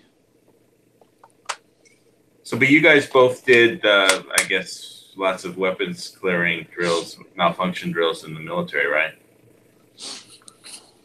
I did. I mean, you're talking, was it M16s or M4s with blanks? You're talking insane amounts of malfunctions with those. I only did malfunction drills because the damn thing's jammed all the time. Sports. You know what? I mean, I have a huge thing about that. So when I was in basic training, we got brand new M4s. Those things never had a hiccup. And I think they were Colt M4s. When I got to my unit, those things were fucked up every second. I think it's the units. Honestly, I think it's just the units are just completely fucked up. I think the engineer battalions who do the checks on the guns, I think they're fucked up. I think the parts that come from do not meet QC, like because the Colt doesn't have the single source contract anymore. I think it's just you know what I mean. It's like a stacking of bullshit. So you got drunk unit armors or unit armors you can give a fuck less. You got idiots at the armor battalions there. In Hawaii, it was the 84th Engineer Battalion did weapons maintenance. I don't think they knew what the fuck they were doing. I mean, we got guns back from maintenance, and both saws, the triggers got stuck on fire. Like, I mean, it's just like now, and this is my plan. This is what I say is Squib would know. How good were your M60s? Were they all fucked up when you got to your unit? No, our M60s were good. They were newer for the time. Our M60s and M9s were brand spanking new. Well, I'd say the M60s were practically new. The M9s were definitely brand new. The M16A2s, though, those were broke in. But I do remember, I was down at the armory a lot because we kept our crew served weapons there. So if I needed to put 50 cals on the helicopter or something, I had to go fetch them from the armory. And so I was in the armory a lot more than the other guys, and I had, I guess you could say, above average clearance in there, but I didn't have the complete clearance an armorer has. And yeah, those guys did kind of have an attitude problem. They seemed to be like, I don't know, maybe they were just sick of cleaning guns. I'm not sure what it was, but yeah, they seemed to be pretty angry, and I thought it was a pretty cush gig in the armory. I mean, if we needed anything, they gave it to us. It wasn't like they were stingy. You go to some places, and they could have tons of CLP or parts or whatever it is, and they didn't want to give anything out. These guys, if we needed any parts for the guns, or maybe it's because they figured, well, if we give them this stuff, then we ain't got to fix it. But yeah, I mean, they were never stingy with us too. But I think, I mean, you get what I'm saying, right? You got like stacking upon BS, stacking BS. I mean, you talk to guys in the 70s, and you ask them how the M60s were. Most of them are going to say they were falling apart or dangerous. Now, see, so we used M60Ds on the aircraft, so that was more like the original M60, except it had the spade grip on the back, right? I mean, it even had the doggone folding bipod on the end of the barrel and everything. So most of the parts were interchangeable, except it didn't have a pistol grip and a butt. It had spade grips. And we maintained those ourselves. And I didn't really think it was any harder to work on than the M60E3 that I carried. But you want to talk about, bad parts or bad service in the armory or whatnot. The reason I carried an M60 was because when I went to MCT after boot camp, my M16 was in the armory for 4 weeks out of commission. Now, I don't understand why they wouldn't go just assign them another M16, but instead they go, your M16's broke down, the armors haven't fixed it, so you get to hump this. And I was like, cool, and after that I just volunteered for the M60 every chance I got. And everybody thought I was stupid. It's like, what are you carrying that heavy thing for? I'm like, I don't mind at all. When I got out in the fleet, my M16, didn't have any problems, but it's probably because we're ordnance and we worked on the machine guns anyhow. If we had a problem with our M16s, we could just fix them. I mean, to some extent. Don't get me wrong. We weren't changing out barrels or anything on them, but we could fix some of that stuff ourselves. And when we were overseas, there were times where the officers would say, "You're ordnance, you're a gunsmith." And it's like, no. The gunsmith went to school in Aberdeen, Maryland, and learned gunsmithing. We went to aviation ordnance school in Memphis, Tennessee. We hang bombs on planes. We just happen to work on machine guns too. And like, nope, you're a gunsmith. So then we'd have to work on the M9s or the M16s and do some armor work. Fortunately, it was never anything too complicated, but we didn't have the resources the armorers had. Yeah, but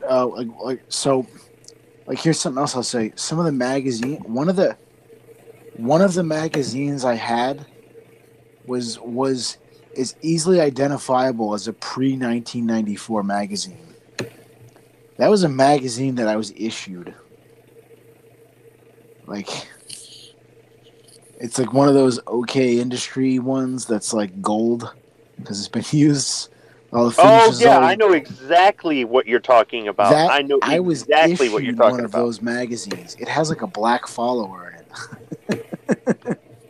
See, there would be different military contractors that would supply these. So they weren't all from Colt or from Bushmaster or from FN. There were different suppliers that were, because you'd have to, each person would get issued 6 or 7 mags.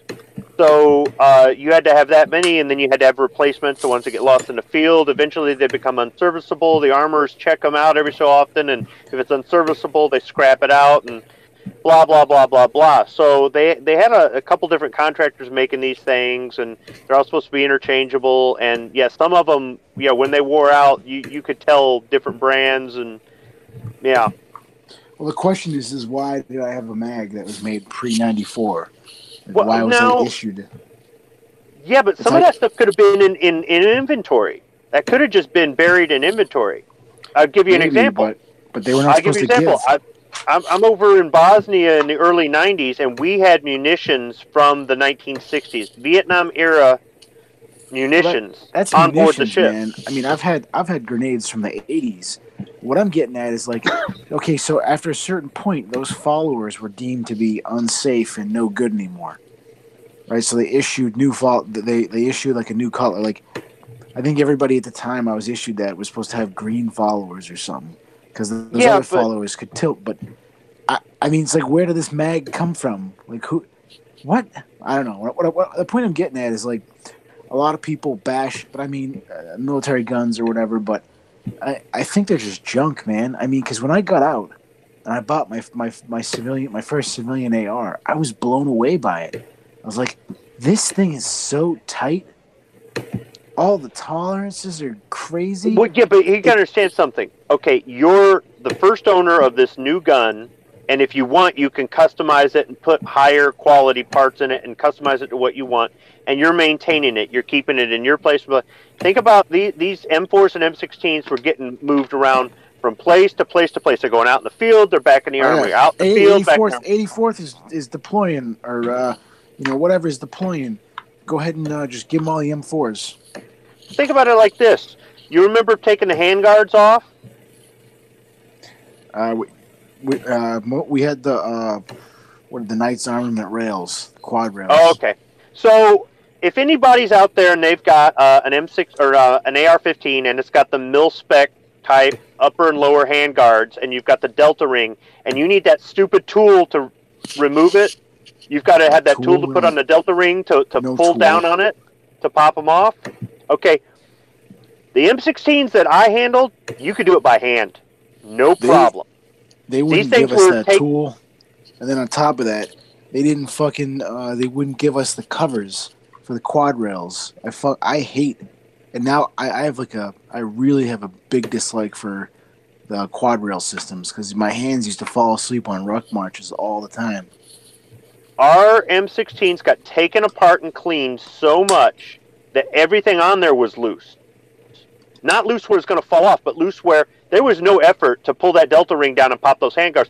When I built my first AR-15, I thought I was going to have to be a bodybuilder to freaking pull that Delta ring down, and I'm like, it was never this hard before. And you'd see mismatching handguards. You'd have one that was kind of like a lighter finish and one that was a shinier finish, and you could tell that they just cobbled them together. Lower. Yeah, the upper's like Parkerized and the lower is like painted blue. Yes, yes. And that was another thing too. They would they'd get stencils, right, and they'd stencil a number on the back onto the stock or in other places, or they'd put a stripe on it, or something like that.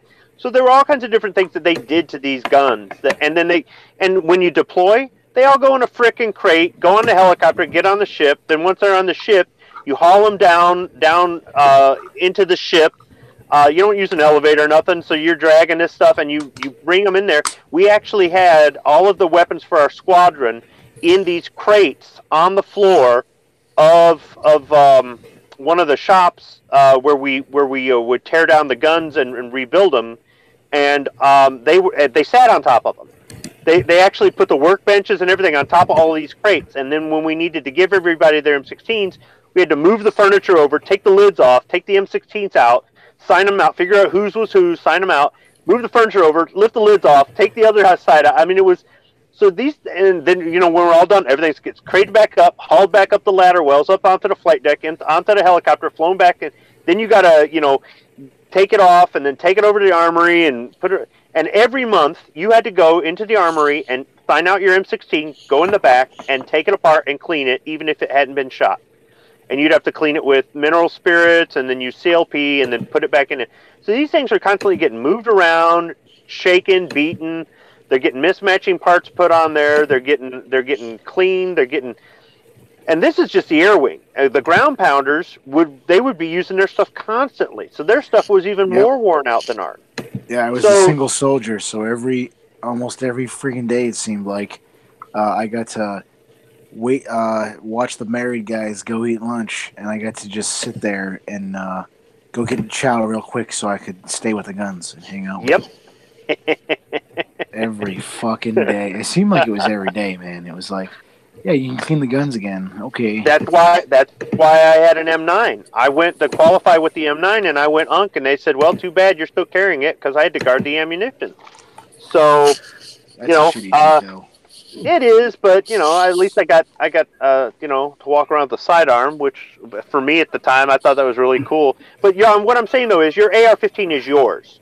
You're going to take care of it better now. It's not getting moved from crate to crate and hauled around from place to place and beaten up and all this other stuff. Now, that's where I say like a lot of the malfunctions happen though is from like shitty. My first AR-15 I built in '99. and it was 2 years ago. It was the first time I had a major malfunction with the thing. Now, I will say it's been in the safe a lot. It's probably only had, I don't know, maybe 4,000 rounds run through it. Different ammo, blah, blah, blah, different mags, blah, blah, blah. But it's built to mil spec with FN parts. But 2 years ago was the first time I had anything really go wrong with it. And it rattles a little bit. It does no. It was the doggone the extractor spring broke, and the damn spring behind the trigger, or not the pistol grip going into the safety selector. No. Oh no, you're talking about the rear pin, the rear takedown. Yeah, and it's for the takedown pin. So you've got the spring and the detent, and it pops into the back of the doggone frickin' A2 stock area. A2 stock area, yeah. So I actually had the stock rattling, kind of wobbling side to side, and I'm going, what the heck is going on? So I had 2 springs fail on the same day. But the gun was, 18 years old at the time, and, I don't know. It's all mil-spec parts, so... Speaking of EOTechs, it looks like there's one on this, looks like a tear gas grenade launcher or something. This is the email you sent me with the link. Oh, the French riots? Yeah. Gas prices are high, man. So it has nothing to do with socialism, though, right? It's just because of gas prices. No, he raised the gas tax, gas prices because of he was worried about climate change. He just wrote an article in the Wall Street Journal about the world climate, global warming is going to crash if we don't stop using gasoline. So I'm going to raise the gas tax, and then there was a riot. And so what the hell kind of body armor is that? It kind of looks like Star Wars kind of. That's riot stuff. It's we did some riot training, and that's they have like a bunch of stuff that almost looks like baseball / like futuristic apocalyptic raider armor, like, and I guess it's just for riot stuff. Yeah, I mean, I compare it to like. It's more for getting hit with a rock or a bottle than getting hit with a bullet. Yeah, it was more like it was more like, that's what I mean, like umpire, like, stuff almost, like that's what it felt like. It wasn't that's heavy. A good description of it. Yeah. It wasn't heavy. I don't think it had any Kevlar in it, but people are flinging rocks at you or broken glass and bottles. You need to. I don't know what their line is right there. They look like a gaggle fuck, but whenever we did the training for it, it was very specific. We dicked around too, but I mean, I have no clue what they were doing with that. But at some point, I saw a video where the police took their masks off and like joined in with the people. Oh. Or they had like a moment where they like talked to the people or some bullshit. And they're like, yeah, we don't want more gas prices either, or some shit like that. Please stop rioting. I know the ambulance drivers in France also went on strike. So I don't know if they joined in too, but it's like, if the French police are on the side of the protesters, then they'd have to call in armateur to deal with that. And those guys, some of those guys are still conscripts to this day. So they're not exactly going to get the best performance out of these guys. Well, so the question is Macron going to order the military to open fire on the protesters, or the police, or anybody to open fire on the protesters at the Bastille? Because there's a I mentioned before in the show, there's a plan out there for the organizers have organized like over 106,000 people to show up at the Bastille in the next day or two for a mass protest. So are they going to use live ammo on them? So let's see if I can do my other screen share real quick. I can make it back to the internet. I don't know that the French would fire on their own people. There's the. I don't know if that'll be my screenshot for the show. That's not France. That's. I don't Yeah. remember what that was.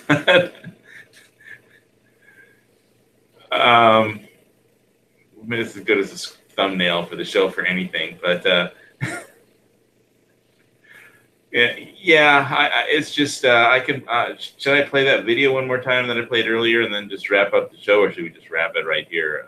Is there anything else we need to talk about other than just if you're in France? That there was apparently a death in France when it was just a lady in her apartment who was minding her own business, trying to avoid the riots. She went to tried to close the shutter on her window, and a tear gas grenade flew into her apartment, and they. By the time the paramedics showed up and got her to a hospital, she died from shock or something.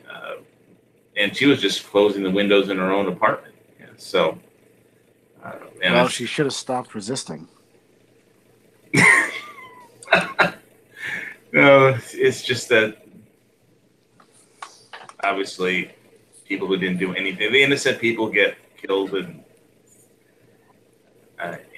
just along with all the people who deserve it more. So I think this will last for a while, and then it'll just wind down, and everybody will forget about it. I just don't think it'll gain enough momentum to really affect any change over there. But it's got my attention. If they're rioting in Europe over the cost of gas or other things like that, that's going to gain more attention to me than some sort of, what did you call that thing? A disinvestment or something? No, I call that a fraud investigation by 170 police at Deutsche Bank. I mean, you're talking about derivatives. I mean, but I mean, if they, over derivatives, if they're going to send the cops in to, haul away a bunch of white collars in cuffs for the cameras, that doesn't really do much for me. But when you got guys wearing reflective vests, rioting over the cost of bread or gasoline or whatever, and then they send the Stormtrooper in after them, that's going to get my attention. That's more clickbaity than. But I think the real danger isn't the protests. The real danger is the banking system completely failing, and then there'll be. If you thought there was riots before, there'll be riots that are way worse than this. And this is a pretty bad riot. I'll play the video one more time in case anybody is out there still watching and missed it from earlier. Because sometimes people tune in late. See if I could find it. So before everybody goes to sleep, wait for this video. See if I can find it again. Let's see. It's not on there. Probably on this page.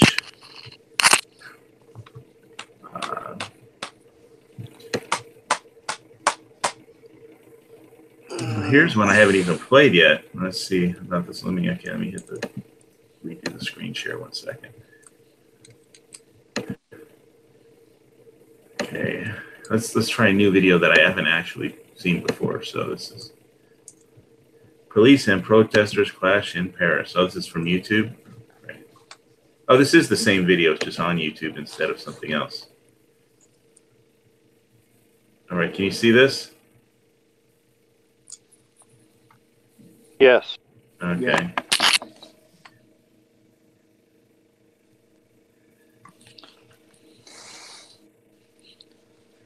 Vive la France. If you look at it, those protesters have got masks. They're kind of prepared. Yeah. Well, it looks like they bought some gasoline and are using it. My Renault.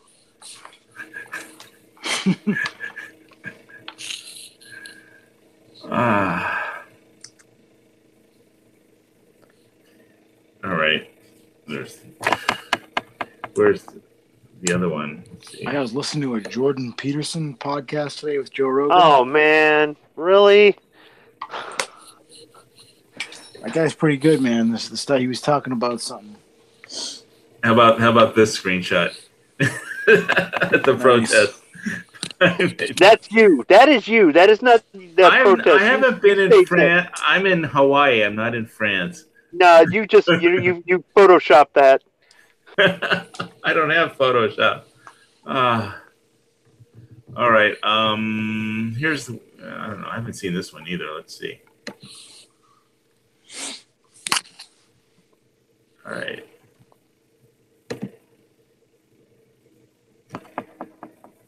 all the no, I got a spinning circle. So I listen to a lot of Joe Rogan podcast. So, and I don't just listen to like the political people he brings on there. I listen to a lot of the stuff he does. Who's Joe Rogan? Joe. He used to be a. Right, this is a spinning circle. Forget that. What did he do? Jiu-jitsu. He used to do jiu-jitsu, and then he ended up going on a TV show called Fear Factor, and he's became a famous comic somewhere in there. All right, that's just the end of it. So now he does a podcast, and he kind of just like brings almost anybody on there. And he's been a comic for years, so he knows like Roseanne personally. Is that a good thing?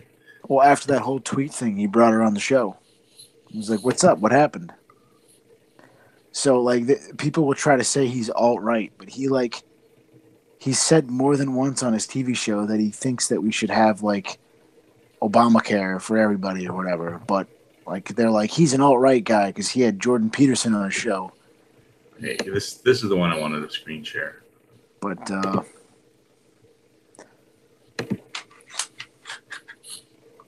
okay, yeah, here's the one I played earlier at the start of the broadcast.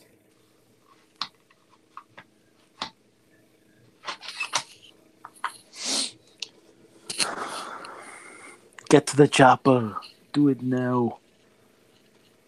I don't think the yellow vests have a chopper. Oh, water cannons.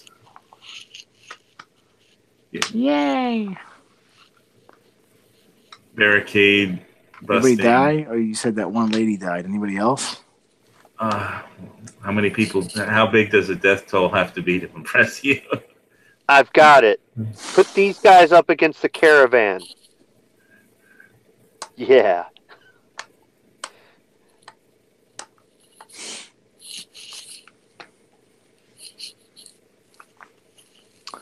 We think the caravan isn't great, but they haven't done that much damage. Well, there's nothing out there to damage, but... What are they going to do, knock over the lame excuse for offense? Yeah. No, I'm just saying, like, celebrity deathmatch, but, you know, the Parisian protesters versus the caravan. So, what was being said on these shows about with regard to the whole French Connection thing there? You talking to me or? Yeah, you, Rupan. Oh, I don't know. I don't think he said anything yet. Oh, okay. If he did, I haven't. I don't listen current. I'm not like current with my listening. Like I listen to podcasts here and there. When you do listen, the podcasts are like hours long. Like I listened to him talk about that guy who swam around England. He talked with him. Like he had that dude on his show. So that was like a 3.5 hour podcast of him just like bullshitting with that dude. All right, Elon Musk was like 2.5 hours.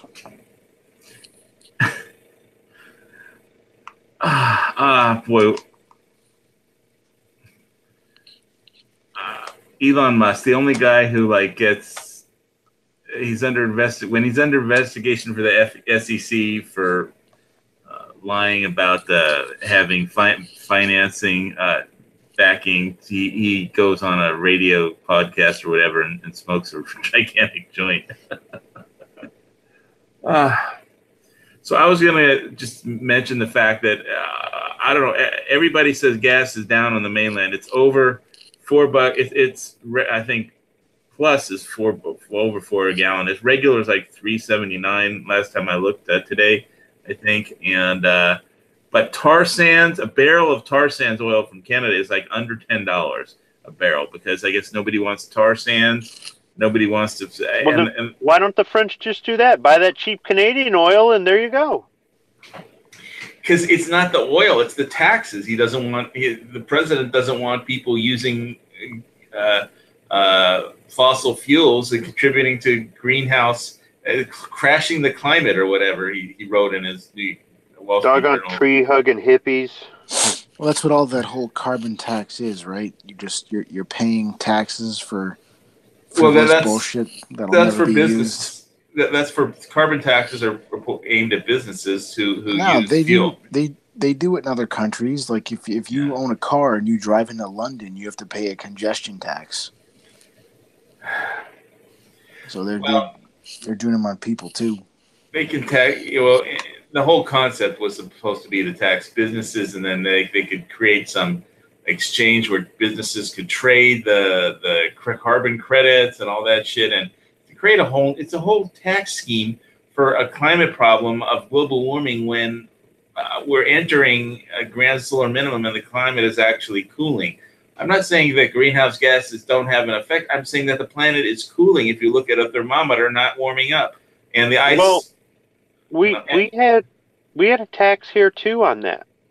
The gas guzzler tax. If you bought a sports car with a V8 or a pickup truck, I don't know if they still do it, but it used to be a thing. When you bought it, you paid a tax on it at the point of sale for that. This is not anything new. I mean, maybe it's just very expensive for those people, but yeah, what he's doing is he's putting his personal and political beliefs on the people of France instead of maybe putting it to a vote or something like that. Well, obviously, the people in the government are out of touch. The government has no idea what the people want because they wouldn't be rioting if the people were happy. So, and the people are rioting, and we showed enough video of that to at least get that point across. Now, I remember when I was a kid, and during the Jimmy Carter tax, during the OPEC embargo, during the Jimmy Carter administration, when my dad had to wait in line to on depending on what your driver's license or driver's actually I think it was the plate of your car determined whether you got to go fill up your gas tank on a Monday, Wednesday, and Friday, or Tuesday, Thursday, and Saturday, and wait like 3 hours at 6 a.m. to try and fill your gas tank to go to work. And then that's when my dad traded his 65 Mustang for an AMC Gremlin because of the price of gas and how far he had to drive. I mean, and who would trade a Mustang for a Gremlin? I mean, nobody. If you can even find a Gremlin, it was a little green Gremlin. And I was like, I remember when we used to have a Mustang in the garage when I was a kid in our house, but it got traded out for a Gremlin because it used a lot less gas. But wasn't that how the Civic became popular in the first place? I don't know. I'm not a car guy, but I hear that a lot of the whole problem with I think GM is going to catch shit because that they're shutting down. I thought the factories they were shutting down were like Volt. Do they just shut down the Volt factories or something in Michigan? And but they're keeping because nobody wants them, which I thought was just market forces. Nobody wants to buy those fucking things, so they were gonna stop making them. But then Trump pointed out that they're closing their factories in Michigan and keeping all the factories in Mexico open, and now I think Ford is going to lay off 25,000 people or something. So they're going to make that announcement soon if they haven't already. But yeah, we were talking about this on Friday and Budget Guns and Gear Review show. Actually, we did more talking about it in the pre-chat than really on the show. But I haven't heard any scuttlebutt around here about that, and it's not affecting the work at my plant. If anything, we're busier than ever, and I keep getting phone calls from people wanting to hire me because all the plants around here are desperate for machine repair guys. And I know that we've had a lot of operators quit to go down the street to make more money. So if they're shutting down some of the big assembly plants, it's not affecting the smaller plants that supply them. And just because you make the parts here doesn't necessarily mean they stay here, but they do a lot of that where they want to keep the suppliers close to the final assembly point. But some stuff does get shipped across the country. People aren't into buying electric cars because there aren't a lot of places to charge them still. A lot of them are hybrid, so they still have a gas engine. They don't go that far still unless you've got like a Tesla or something, and they're just overpriced for what they do. So electric cars have potential in the future, but for right now, people still like their gas engines. I mean, the best way to sell a car, honestly, is to make it cheap. People buy a cheap car before they buy a good car. People just don't want to spend money on it. If you could make a car that was under $10,000, seat 4 people, and was fairly okay, but it looked like a Glock. All right, it was ugly. People would buy them like crazy, like that Gremlin. That Gremlin is butt dog ugly, but and that's just it. You could make a box with 4 wheels, 4 doors, and headlights, and if you could sell it for under $10,000, people would buy them like hotcakes. Instead, they spend all this money shaping them and making them aerodynamic and giving them all this fancy stuff and blah blah blah. And the bottom line is, even though there's plenty of people out there that will pay for those extra items or more horsepower or this, that, and the other, really, people just want a cheap car. Your average person wants a cheap car. I can tell you, I like to order my cars. I'm not rich, but if I'm going to be stuck with this thing for 10 years, I want to get it with all the options that I want on it. And I realize I got to pay a premium for that, but I'm stuck with it. It's not like if I was getting rid of it every couple of years, maybe I wouldn't care. Well, I mean, I think how many people actually drive more than 200 miles a day? At least in my area, I doubt it's a lot of people. I'm sure there's a lot of people. There is a lot of people who do commute, but I mean, I don't know. I think there is a place for the electric cars, especially. But if you don't own a house, you can't necessarily install a charging port that will do a fast charge. Right. You can do the plug in the wall, but that shit ain't gonna help you. I don't trust most American car companies. So I'm Ford certified. I got 3 Ford dealer certifications. I've worked on a lot of Fords. I wouldn't buy a Ford. I wouldn't really buy a Chevy either, but that's just me. I don't want to buy a Chevy anymore because they closed their only service. They're only repair place. Their only service station and on the island. And it used to be like 1 block from where I live, and they closed it, and now there's nothing for Chevy on the island. Toyota has to handle it, and it's like, I'm not really enthusiastic about that because there's no real Chevy place, and I like the place. They used to be a block, and I used to take my Blazer there whenever I needed something, but I will tell you, they will close down a factory, whether it be a final assembly by one of the big car companies, or whether it be a smaller plant where they just make parts for different car companies, over 5 cents. I'm not kidding. They'll go, ooh, we can save 5 cents a part if we move to another state. Let's just shut it down, move everything, fire everybody, and hire new people. Despite it's a hassle to do all that stuff, it doesn't matter. You got somebody there crunching numbers. I know. Bean counters. That's how they. It's like we can increase shareholder profits by. And they don't care how much this. they stress out their employees, how many good employees leave the company and never come back. They don't care about all the headaches. They don't care about this. They don't care about that. That plant will run so many years, and then they'll say, ooh, we can save 5 more cents if we move back. And they'll move back. It's really kind of silly. We've got a factory right down the street here. GM has a plant where they make the Chevy Sonic, that little economy car. And you would think, how do they make an economy car with UAW labor in Michigan? The UAW agreed to keep the costs down in order to manufacture that car here instead of manufacturing it overseas. And it's a rare thing for them to cut a deal like that because they normally won't do that. But they were trying to keep people working, and they said, we will find a way to make that car cheap. And the Chevy Sonics are still cheap, but they're made right here in Auburn Hills, Michigan. And it's really kind of weird. Yeah, but I don't know. I want to back up what I said because it kind of comes off wrong. I like Chevy trucks. I do like Chevy trucks. I like some Ford trucks. But the amount of value you get out of a shitty, slow 4-cylinder, front-wheel drive Japanese car is so... I would never buy a Korean car. But, I mean, like, the value is so much. I just can't imagine... You know what I'm saying? I don't know if you can get even, Well, my thing about working on foreign cars isn't that they're foreign. It's that, in my experience, foreign cars, I've had more trouble getting parts, or I've had something on it that was real easy, like, say, a starter's easier to get to on the foreign car, but then when you go to do something else that is easy on an American car, like maybe spark plugs or something with the suspension or something, then it's really hard on the foreign car.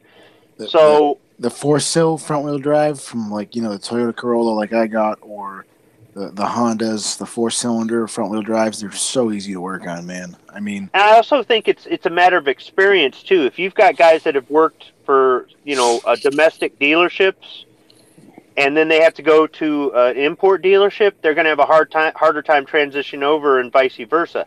I used to have a car with a mid-engine, and every mechanic I took to couldn't stand working on it. Well, I just got to the point where I started working on the thing myself. And I thought mid-engine cars... Did you have an MR2? Yep. No, Fiero. I had a couple of them. And I could tear them things apart and put them back together. As a matter of fact, I had a whole bunch of customers in this area that had them and couldn't find a mechanic who wanted to work on them. And every mechanic I would go to, and these are guys with, you know, master certs working, you know, 20 years and blah, blah, blah. I mean, these guys could fix anything. And they would not want... And I'm going, what's so hard about these things? And they really were not hard to work on. But that's what I did. I used to own an 86 MR2. And yeah, well, you got to lean over the trunk, but that was it. Who fucking cares about leaning over a trunk? Well, there was other stuff. There were some other quirks and quarks about it, and, you know, the engine turned backwards and all this other stuff. The MR2 was a 4-cylinder, so it was real easy to get anything. Well, even the V6 wasn't that. But the thing is, though, most of my work at that time was these cars. I had all the tools. I knew all the tricks. I knew all the ins and outs. Blah blah blah blah blah. If you've got a guy who's worked on nothing but Toyotas or Mazdas or something like that, and he starts to get to know the ins and outs, and he's got the right tools and the specialized stuff, he's going to be for those Toyotas or Mazdas or whatever. And then the first time you bring him a Ford Ford Taurus or something, he's going to be like, "What is this piece of crap?" And that's just what happens. Honestly, it's just what happens. Get to the chopper. Okay, guys, we've got to get to the chopper. So thanks for tuning in, everybody. Give us a thumbs up, and we'll see you next week. God bless America. You people in France, stay safe. Vive la France.